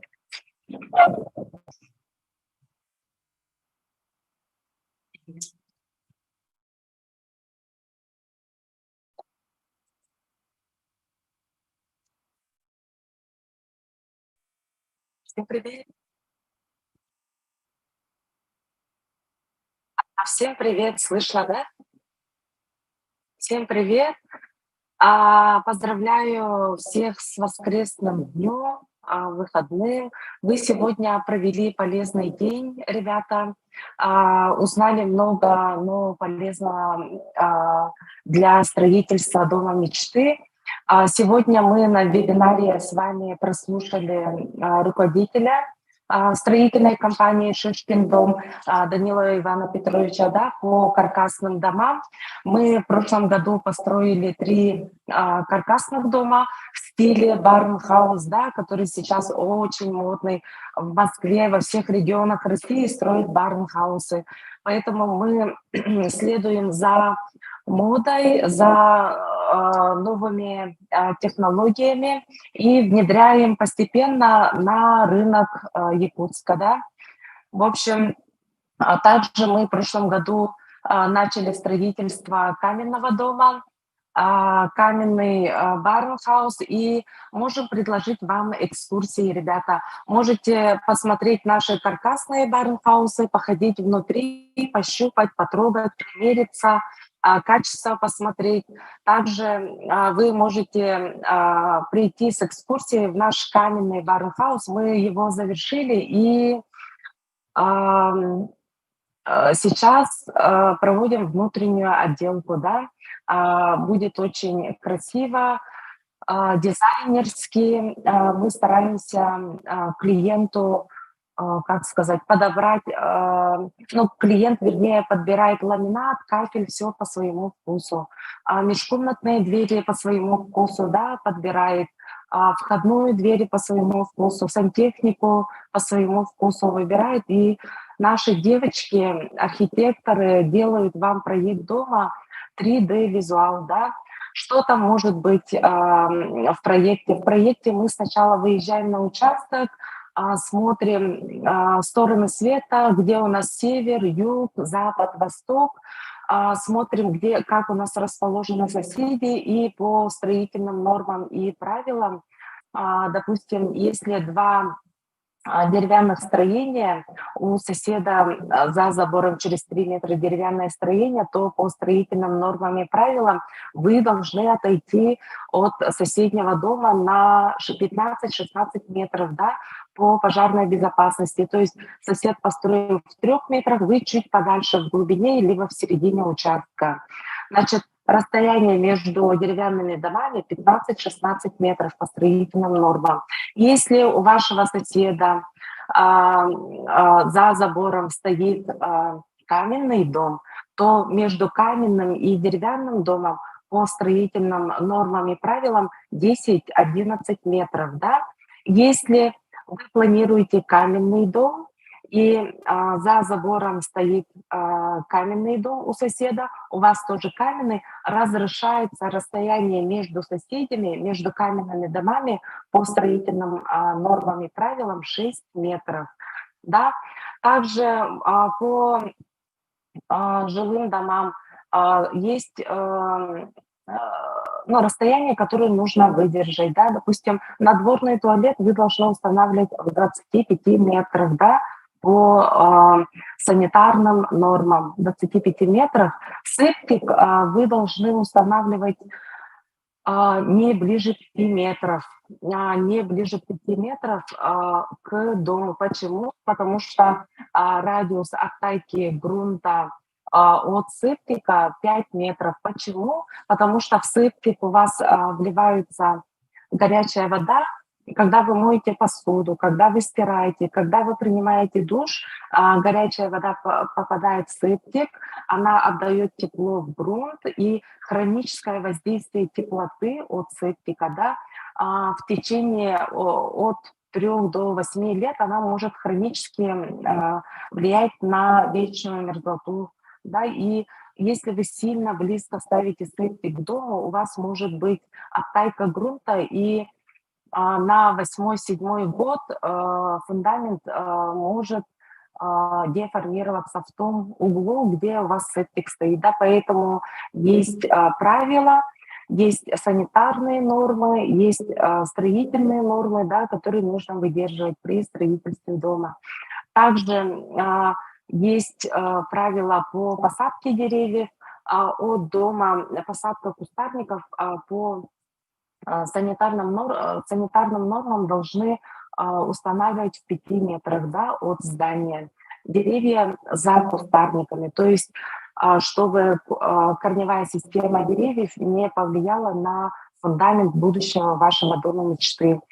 Это по подготовке, допустим, после обзора участка, проверки рельефа, проверки зданий соседей, да, учета сторон света и учета розы ветров даже, да, допустим, если у вас рядом какая-то промышленность или даже рядом надворный туалет у соседа, да, через забор, нужно посмотреть розу ветров, преобладание ветров, допустим, и установить дом с наветренной стороны, чтобы, допустим, если грубо говоря, у соседа там на западе стоит надворный туалет, и у вас преобладает на вашем участке роза ветров запада, то у вас на участке во дворе могут быть неприятные запахи, да, поэтому мы все учитываем, все смотрим, все выверяем, да,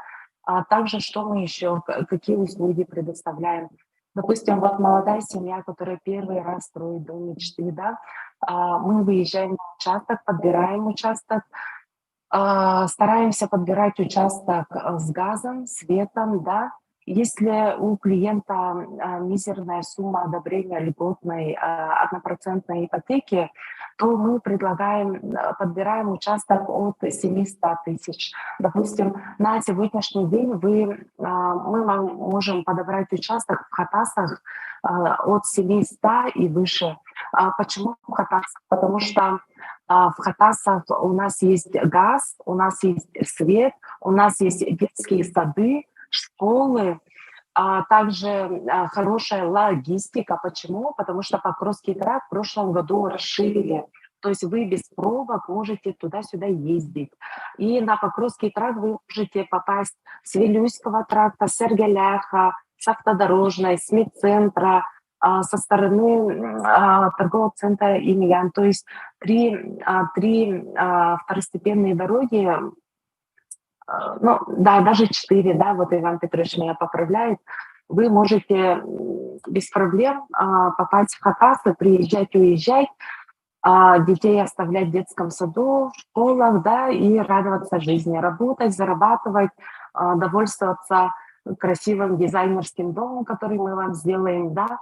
У нас архитекторы проекты домов делают с 3D-визуалом, то есть там будет у вас расстановка мебели, там у вас будет схема электрики, схема водоснабжения, водоотведения, там у вас будут спальни и окна. Прямо мы по расстановке мебели выверяем все расстояния. Если кровать 2-метровая, мы можем подвинуть окно, чтобы на голову просто не дуло, да, человеку.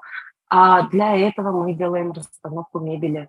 Чтобы, допустим, если мы просто схему сделаем, обычный квадрат, и внутри сделали помещение, запланировали, да, а потом уже и расстановку мебели не сделали, просто вам схему и отправили. Так неправильно будет.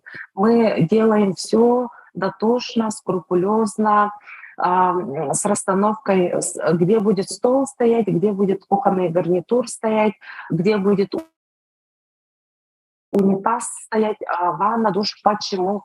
Потому что если мы это не продумаем в самом начале, сегодня, зимой, в феврале месяце, а сразу вот пришли в мае месяце, мне одобрили ипотеку, давайте завтра начинать стройку. Так неграмотно будет, ребята. Надо готовиться к дому мечты уже сегодня. Мы предлагаем заняться проектированием, мы предлагаем закупить участки. Почему? Почему в феврале надо покупать участки? Потому что в феврале вы можете с дисконтом 300-500 тысяч купить участок. Потому что если вы начнете подготовку прямо в середине сезона, в апреле-мае, да, то, соответственно, участки подорожают у нас на 300, на 500, на 500 000 подорожают. Поэтому, ребята, готовимся сейчас, в феврале. Даже в феврале это уже поздно, да. Сейчас в феврале подбираем участок, отправляем все заявки, да, какие заявки мы отправляем. Мы заявки онлайн, у нас в офисе отправляем Якутскэнерго, Сахатранснефтегаз, уведомление о планируемом строительстве и градостроительный план. И получается, в Якутскэнерго в договоре указывается год, указывается 1 год, то есть Якутскэнерго, вы сегодня в феврале подали заявку, он к вам придет, может быть, в мае, может быть, в сентябре, может быть, в октябре, понимаете? Поэтому для того, чтобы была бесперебойная работа, чтобы мы могли строгать брус, чтобы мы могли обрабатывать пиломатериал у вас на участке, нужно обязательно подключить электроэнергию, да. А чтобы вам подключили электроэнергию к апрелю, к маю, вы уже сегодня должны подать заявки. Если вы не знаете, как подавать заявки онлайн, куда писать, куда нажимать, вы можете подойти к нам в офис на площадь Ленина, Амосова, 18, 5-й этаж, 504 кабинет, и наш короткий номер 25 88 88, да. Мы вам поможем онлайн заявку отправить в Якутскэнерго, да, потом заявку отправить в Сахатранснефтегаз. Почему? Если мы сегодня отправим заявку, у вас в Сахатранснефтегаз, да, у вас заявка будет тоже работать, потому что подключение, вывод газовой трубы из-под земли по регламенту, если вы тютелька в тютельку будете подавать своевременно документы, вам подключат через 3-4 месяца, это по регламенту. Между ними есть выходные дни, между ними есть праздничные дни календаря, поэтому вот в Сахатранснефтегазе, если вы сегодня подаете заявку, 10 дней у вас техусловия делается, взяли техусловия с окна Сахатранснефтегаза, подаете техусловия, отдаете газпроектанту, газпроектант у вас делает газпроект от 3 до 5 рабочих дней, забираете газпроект у газмонтажника, отдаете в Сахатранснефтегаз на согласование, тоже занимает 10-15 рабочих дней. Забираете Сахатранснефтегаза газпроект с красными печатями, 2 штуки, да. Далее, что к вам приезжает монтажник на участок, да, делает монтаж газовой трубы с улицы до гаража, с гаража до дома, если вы планируете газовую плиту, да, поэтому Сахатранснефтегаз на сегодняшний день у нас монополисты, весь город сидит в очереди в Сахатранснефтегазе, да, поэтому в очереди сидят от 6 до 8 месяцев, ребята. И в договоре в Сахатранснефтегазе указано 130 рабочих дней рассмотрения, да, то есть вывод газовой трубы. Это только вывод газовой трубы. 130 дней в договоре по регламенту. И считаем 130 дней, делим на 30, это 4 месяца. Вы сегодня в феврале подали заявку, она у вас работает февраль, март, апрель, май. Только в мае вам выведут из-под земли газ-трубу, а потом уже вот эти газпроект, согласование газпроекта, потом газмонтаж. После газмонтажа к вам приезжает технадзор, технадзор, когда вы записываетесь, тоже 2 недели очередь, потому что весь город хочет с мая по сентябрь, октябрь подключить тепло к дому, да, поэтому везде очереди. Поэтому если вы планируете дом мечты, вы уже сегодня и хотите в сентябре, в октябре сидеть, пить чай горячий у себя в теплом дизайнерском доме, то вам уже надо сегодня готовиться, ребята. Сегодня приходить делать проект дома, отправлять заявки Якутскэнерго, отправлять заявки Сахатранснефтегаз. И вы, как сказать, Сахалеттахка, Кююннүтү, Бухалантаньярын, в сентябре, в октябре, когда уже зима надвигается, когда первый снежок идет, вы уже будете сидеть в своем новом, красивом, дизайнерском, продуманном доме и сидеть пить чай, радоваться жизни. Поэтому мы вам предлагаем уже прийти сегодня, уже готовиться заранее. Если вы придете в середине сезона, летом, да, вы не успеете, потому что по регламентам газ выводят только через 130, в течение 130 дней, это 4 месяца. Вы пришли в июне и считайте 4 месяца. Это июль, август, сентябрь, октябрь. Все, там уже все замерзает, а нам надо делать монтаж отопления еще вам в доме, да? Монтаж отопления и запуск тепла. Монтаж отопления, запуск тепла. В общем, поэтому рекомендую вам заранее все продумать, всю планировку, выбрать участок. Мы как делаем? Мы оформляем льготную 1% ипотеку, да. Я сегодня хотела вам рассказать ипотечные продукты. И у нас на сегодняшний день стартовала по Дальнему Востоку прекрасная, вкусная, льготная ипотека 0,8% в Азиатско-Тихоокеанском банке. Арина, включи, пожалуйста, слайд. Сравнительный анализ по банкам мы вам подготовили. Сейчас процентные ставки я вам расскажу, да? Арина, второй слайд включите, пожалуйста. Да, вот смотрите, надо, видимо, уменьшить картинку мою. Значит, сравнительный анализ. Льготную ипотеку сегодня выдают у нас Азиатско-Тихоокеанский банк 0,8%. Также у нас выдают льготную 1%, 1,5% ипотеку Сбербанк России. И второй банк, с которым мы работаем плотненько, это Алмаз-Эргенбанк. У него 1,5%. Да, Алмаз-Эргенбанк 1,5%, да. Сбербанк 1,3%, а Азиатско-Тихоокеанский банк 0,8%. Да? И хочу сказать, в чем разница.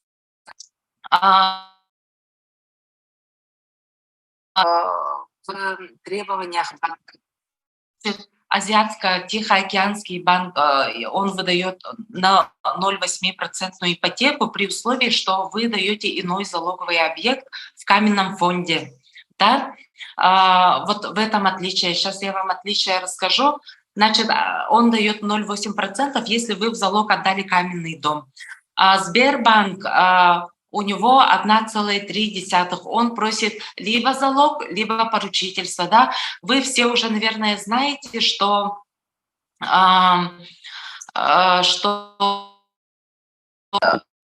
банк, допустим, АТБ каменный фонд, Сбербанк поручителя, либо иной залоговый объект. Да? По поручителю я тоже вам лайфхаки расскажу, как быстро пройти на одобрение. И Алмаз-Эргенбанк самый мой любимый банк. Почему?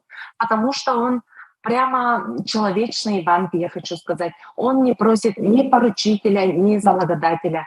Сахалы балачеттака, чемедана атахтавакыт, семья сама самостоятельно подает ипотеку льготную, да, 1,5%, и третьи лица не приглашают поучаствовать в его строительстве. Если Сбербанк сам себя так безопасно себе обеспечит, он просит либо третье лицо поручительства, да, Сбербанк, либо просит иной залоговый объект. Да, иной залоговый объект может быть в каменном фонде, может быть в деревянном фонде. Оглин Каратакатахтыр, Сбербанк. Но Сбербанк хитрый, он всем подряд раздает 6 миллионов ипотеку. Первичное одобрение, потом глубокая проверка. Когда он проверил, что у человека где-то кредитная карта, где-то он телевизор взял в кредит, шубу взял в кредит или еще что-то, на глубокой проверке он сначала 6 миллионов одобрения дает, а на глубокой проверке он может прямо в середине сделки урезать сумму, да? Банк. Самый мой любимый банк — это у нас Регенбанк, наш региональный, республиканский. Не надо иной залоговый объект, не нужно. Не надо поручителя, да? Поэтому я очень люблю Алмаз Регенбанк. Киели человечный живой банк, всем рекомендую одобрение получать через Алмаз Регенбанк. Да? А если у вас, допустим, есть, как сказать, лишняя недвижимость в каменном фонде, в деревянном фонде, вы его можете без проблем отдать в залог, то, пожалуйста, конечно. И там какие нюансы могут быть? Допустим, когда вы отдаете в залог недвижимость, и у вас там прописаны несовершеннолетние дети, то вам нужно получать справку с опеки, да, что у детей есть другое место жительства, что это не единственное ваше жилье, и тогда опека разрешает в залог отдать банку, да, вот этот единственный дом. Ну, не единственный, а второй, там, третий по счету дом, да. Поэтому Сбербанк, возможно, если вы пройдете через Сбербанк, пока вы там документы на залоговый объект соберете. Какие документы надо собирать на залоговый объект? Это выписка ЕВРН на квартиру, это документы основания на квартиру, да. Что такое документы основания? Это договор купли старый, это правоустанавливающий, либо договор дарения, договор по наследству вам передали, да, квартиру, вот эти документы нужны. Потом нужны документы, справка формы 3 о количестве прописанных, да, в этом доме, паспорта собственников и так далее. И также оценку недвижимости нужно заказать. Вот, Оглин, это Сбербанк. Если, допустим, у вас нет лишней недвижимости, то Сбербанк просит поручителя, да. Вот я хочу рассказать историю, как я помогла однокласснику, и у нас была такая история вот с поручителем. Первый поручитель у него был брат, родной брат, и Сбербанк ему отказал. У брата, оказывается, была ипотека. Банк говорит, нет, у поручителя есть действующая ипотека, он не может быть поручителем. И у нас 5 рабочих дней туда ушло, да. Потом вот мой одноклассник второго поручителя находит маму. Отправляем документы мамы, паспорта, карты, анкету, да, поручителя. Маме тоже отказывают. Сбербанк говорит, мама возрастная, ей там 55-60 лет, а банк, он же себя хочет обезопасить, ему нужен молодой поручитель, да, и опять на второго поручителя отказ приходит. Дальше потом одноклассник просит коллегу стать поручителем. Отправляем документы поручителя коллеге. Банк отказывает, говорит, не платежеспособный коллега. Тоже отказывает. И понимаете, вот если неправильно выбрать поручителя, 5 дней там прошло с братом, 5 дней с мамой прошло, пока банк рассматривал, 5 дней прошло с коллегой, да, и у нас прошел только 4-й поручитель. 4-й поручитель у нас был молодой, 40-летний, руководитель с хорошей зарплатой и с хорошей, самое главное, с хорошей кредитной историей. Вот в Сбербанке, если вы выбираете Сбербанк, вы можете столкнуться вот с такими нюансами, да, и вот, допустим, у нас молодые семьи приходят с одобрением и думают, что завтра начнется тройка, вот нам 6 миллионов одобрили, да, а на самом деле вот такие есть подготовительные моменты, через которые каждая семья проходит, да, Сбербанк ищет, просит поручителя либо залогодателя, АТБ банк просит каменный фонд, да, а Алмаз Регенбанк, самый мой любимый банк, он никого не обременяет, не просит иной залоговый объект, молодая семья сама, самостоятельно проходит на одобрение, и все, мы им подбираем участок, делаем классный проект дома с 3D-визуалом, да, и вплоть до елочной гирлянды, где у вас будет стоять елка, где у вас будет выключатель от гирлянды, да, где у вас будет рабочий стол, где у вас будет компьютер и где у вас будут выходы на интернет, подключить интернет, роутер, принтер, телефон. В общем, все розетки предусматриваем.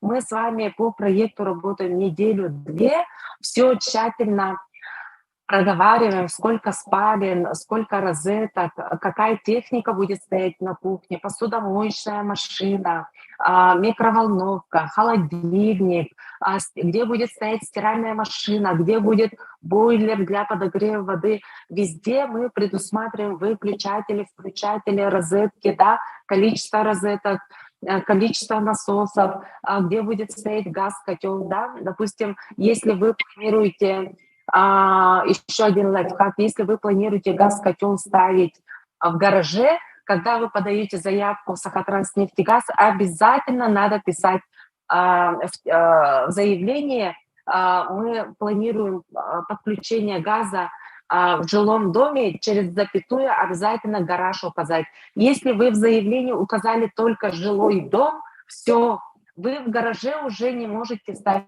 Вам надо обратно заново подавать на тех условиях, которые 10 рабочих дней делаются. Это вот если вы в середине лета начнете, осенью, вот драгоценные 10 дней туда уйдут, на вот эту запятую с записью через запятую гараж. Поэтому, когда подаете заявки, обязательно жилой дом, запятая гараж. И в гараже вам уже Сахатранснефтегаз разрешит поставить газ-котел. Мы всем ставим газ-котлы в гараже. Если, почему? Потому что и гаражи мы стараемся строить отдельно от жилого дома на расстоянии, либо гараж из сэндвич-панелей на металлическом каркасе с бетонными полами. Да? Супер безопасный гараж, бетонные полы внутри, утепление 10 сантиметров, металлокаркас и сэндвич-панели. И это Happy Mirror супер безопасный. Там ставите газ-котел, там ставите насос подпиточный, да, на отопительную систему, и насос циркуляционный для водоснабжения на стиральную машину, на душевую кабину, на ванную, да, и на раковины две. Одна в санузле, другая на кухне. Вот. Поэтому все предусматриваем, где будет выходить труба, где будет заходить труба. Стараемся делать запланировать трубу, чтобы она по прямой линии выходила из дома в гараж, из дома к септику. Почему? Потому что у нас минус 50, минус 40, да, градусов. Если вы трубу очень... в этих углах идет промерзание. То есть в углах промерзание, и вам прямо дискомфорт будет в минус 50 выходить эту трубу отогревать. Да? Поэтому мы все предусматриваем по прямой линии, можем с греющим кабелем сделать утепление, сделать теплотрассу, да, и так далее. В общем, все по вашему вкусу. Приходите с примерным планом, с Пинтереста, можете с интернета заскриншотить, прийти и сказать: я хочу вот такой дом. Мы вам этот дом дорабатываем, расстановку мебели делаем, схему электрики, схему отопления, схему водоснабжения, схему водоотведения. Вот так. Следующий слайд, Арина, пожалуйста. Так, следующий слайд. Следующий слайд. По перечню документов. Так, ипотека для учителей, какие условия. Арина, пожалуйста, следующий слайд включите кто-нибудь. Ага, так, перечень документов. Вот учителя спрашивают, врачи спрашивают, да. Я считаю, что у нас сегодня ситуация нестабильная, непонятная, и, возможно, льготная ипотека увеличится процентная ставка, либо ее укоротят, упразднят. Может, деньги будут течь рекой куда-нибудь на такие вот эти мобилизационные дела и льготную ипотеку отменят, да, поэтому я предлагаю запрыгивать на 0,8, 1,5, 1,3% льготную ипотеку и себе строить дом мечты. Почему? Потому что недвижимость всегда растет в цене. Вы сегодня построитесь на 6 миллионов, через год ваш дом будет стоить 7 миллионов, через 2 года ваш дом будет 8 миллионов стоить.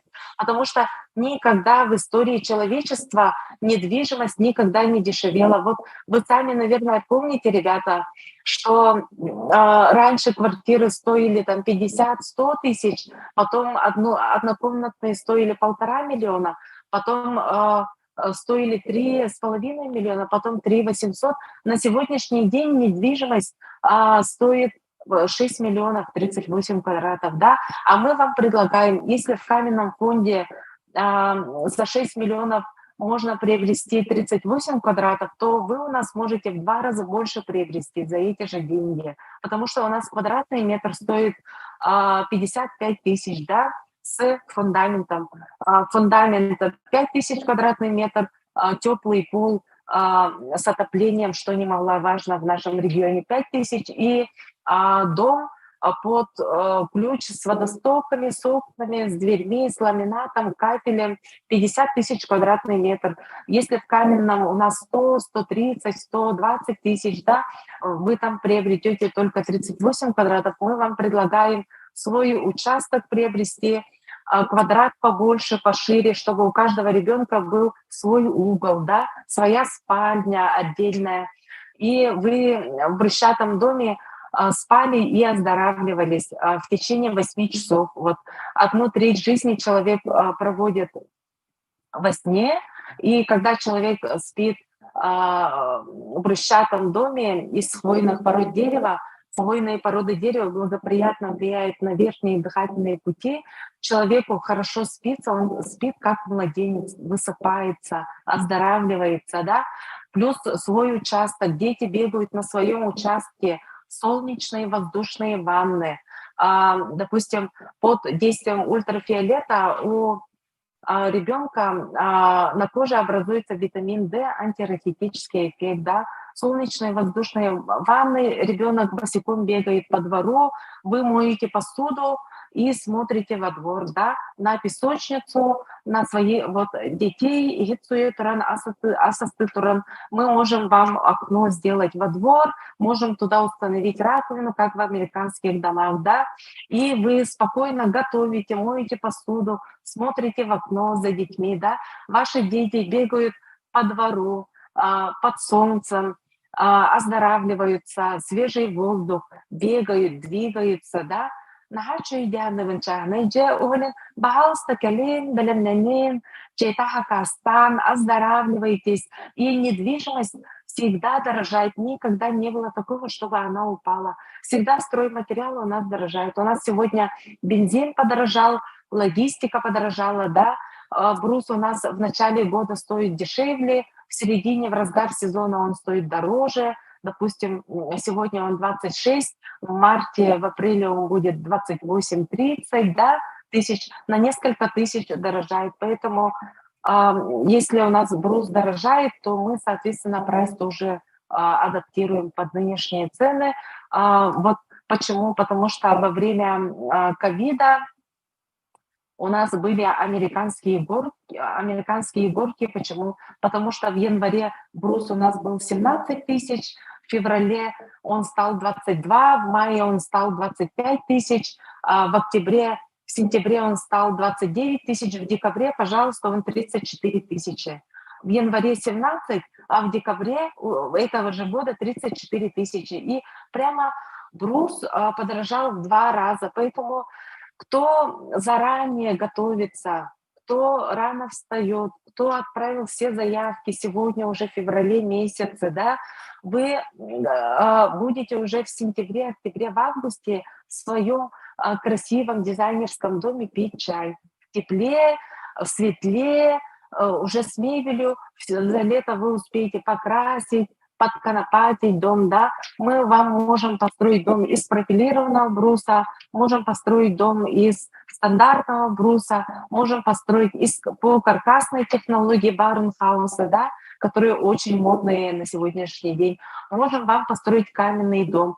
И вот по вашему желанию мы вам предлагаем экскурсии по каркасному барнхаусу, экскурсии по каменному барнхаусу, экскурсии по деревянным двухэтажным домам, да, брусчатым, экскурсии по одноэтажным домам. Вот что вы планируете, что душе угодно, хотите двухэтажный с экскурсией, хотите просторный одноэтажный, покажем одноэтажный, да, хотите каменный, сходим в каменный, пощупайте, потрогайте, посмотрите качество, углы, стыки, аккуратность, да, и так далее. Поэтому я сейчас могу ответить на вопросы.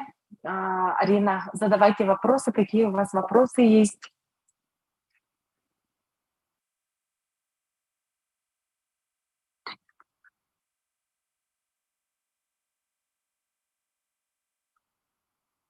Так, если он предприниматель, да, если он фрилансер.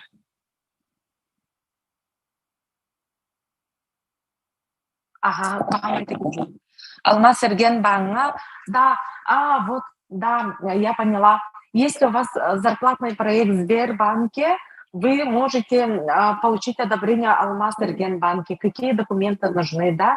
Перечень документов, Арина, включи, пожалуйста, на ипотеку. Там дальше слайд будет, перечень документов. Вы берете в отделе кадров в бухгалтерии, заказываете 2 НДФЛ за 2 года, да?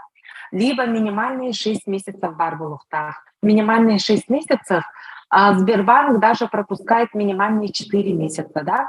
И вот Алмаз Эрген, если у вас зарплата в Сбербанке, для Алмаз Эрген банка вы собираете 2 НДФЛ за 2 года, минимум за 6 месяцев, копию трудовой книжки, заверенная в отделе кадров, подписанная, работает в настоящее время Денхэт.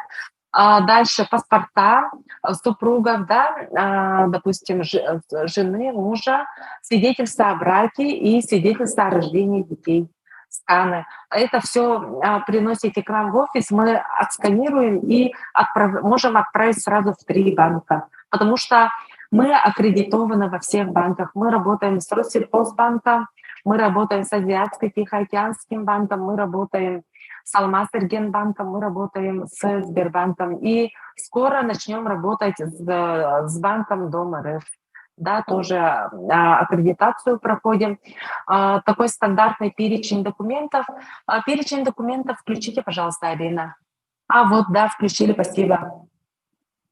Перечень документов на ипотеку. Тут перечень документов на залоговый объект, тоже можете себе заскриншотить, ребята, как шпаргалка будет, да. Залоговый объект – это если вы будете проходить через Сбербанк, либо АТБ банк. Паспорта собственников, СНИЛСа, свидетельство о браке, свидетельство о рождении детей и заверенная копия трудовой книжки в отделе кадров 2 НДФЛ. Так, далее, Арина, включи следующий слайд еще. Перечень документов на участок. Второй слайд был, да, перечень документов на участок, какой подготовить надо. Ага. Так, перечень документов на участок – это выписка ЕГРН, да, это уведомление о планируемом строительстве, которое мы вам сделаем в офисе через госуслуги.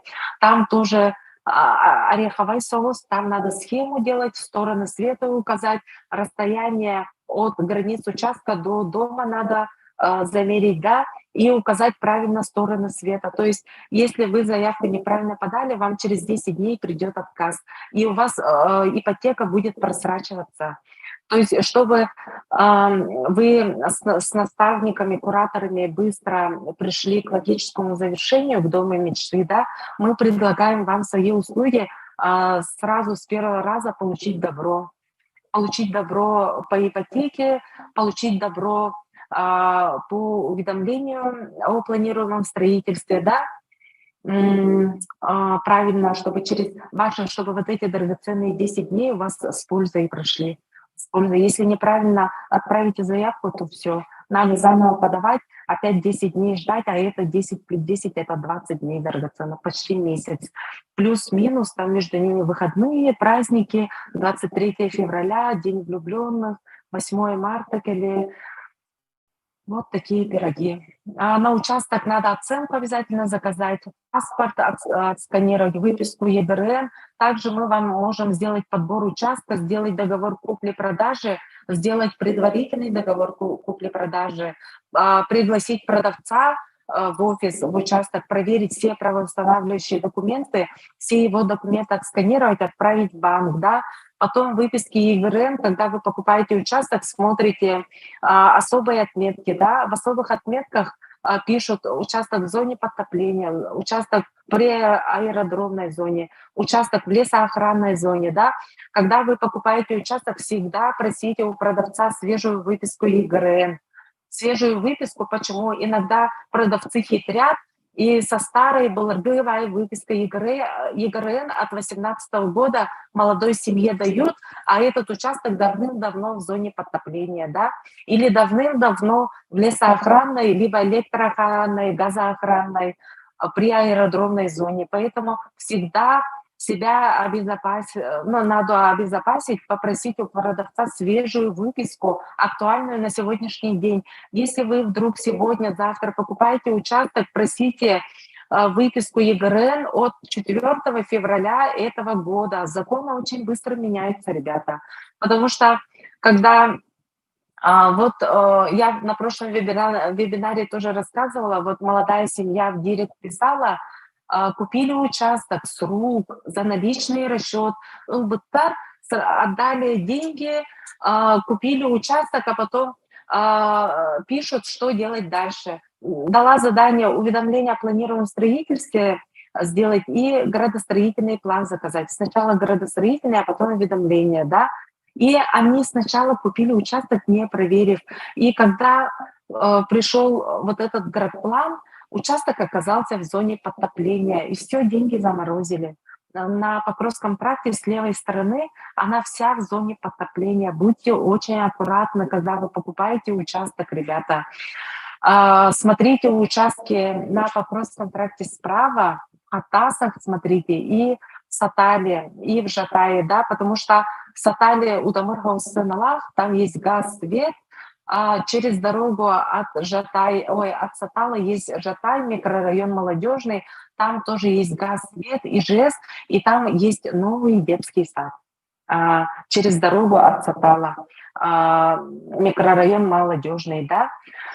И еще смотрите, когда подбираете участок, логистику. Допустим, если вы работаете в районе аэропорта, подбирайте себе участок в Мархе, в районе Белого озера, чтобы вам было удобно ездить на работу, удобно было по дороге ребенка в детский сад, школу отвезти и на работу в аэропорт заехать, если вы работаете в аэропорту.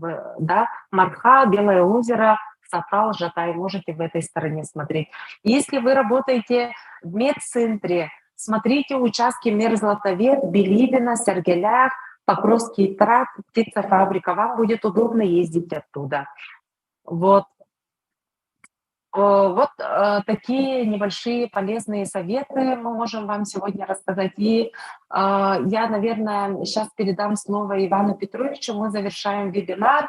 И, ребята, готовьтесь заранее. Всем спасибо, всех целую, крепко обнимаю. Готовьтесь.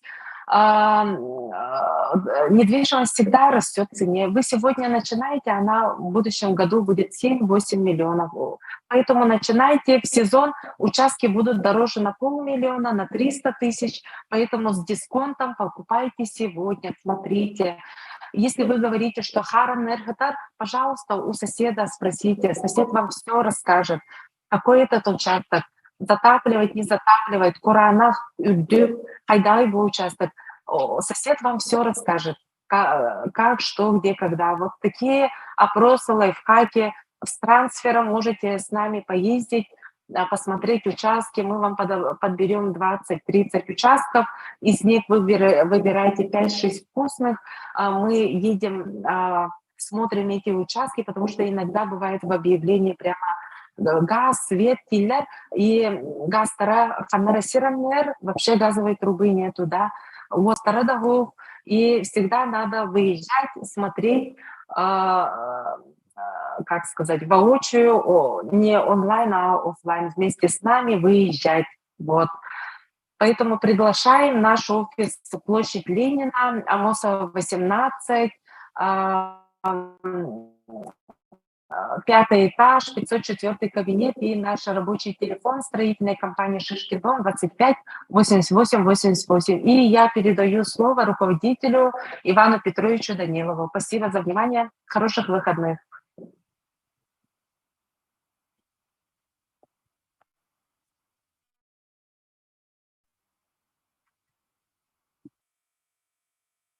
Так, ребята. Так, все видно, слышно. Так, на этом мы завершаем свой вебинар. Перед этим хочу благодарить свою команду экспертов. Сегодня мы начали день, воскресный день и начало следующей недели. Очень полезно для себя и для наших слушателей, для наших земляков, для молодых семей нашей республики необъятной. Вот. Дом строить, дом мечты строить – это, как говорится, не пиджак покупать, не машину покупать. Поэтому нужно готовиться заранее, тщательно. Все заранее придумать. То есть свои хотелки. Есть, допустим, спортсмены, там, есть огородчик, ну, кто любит огород и так далее.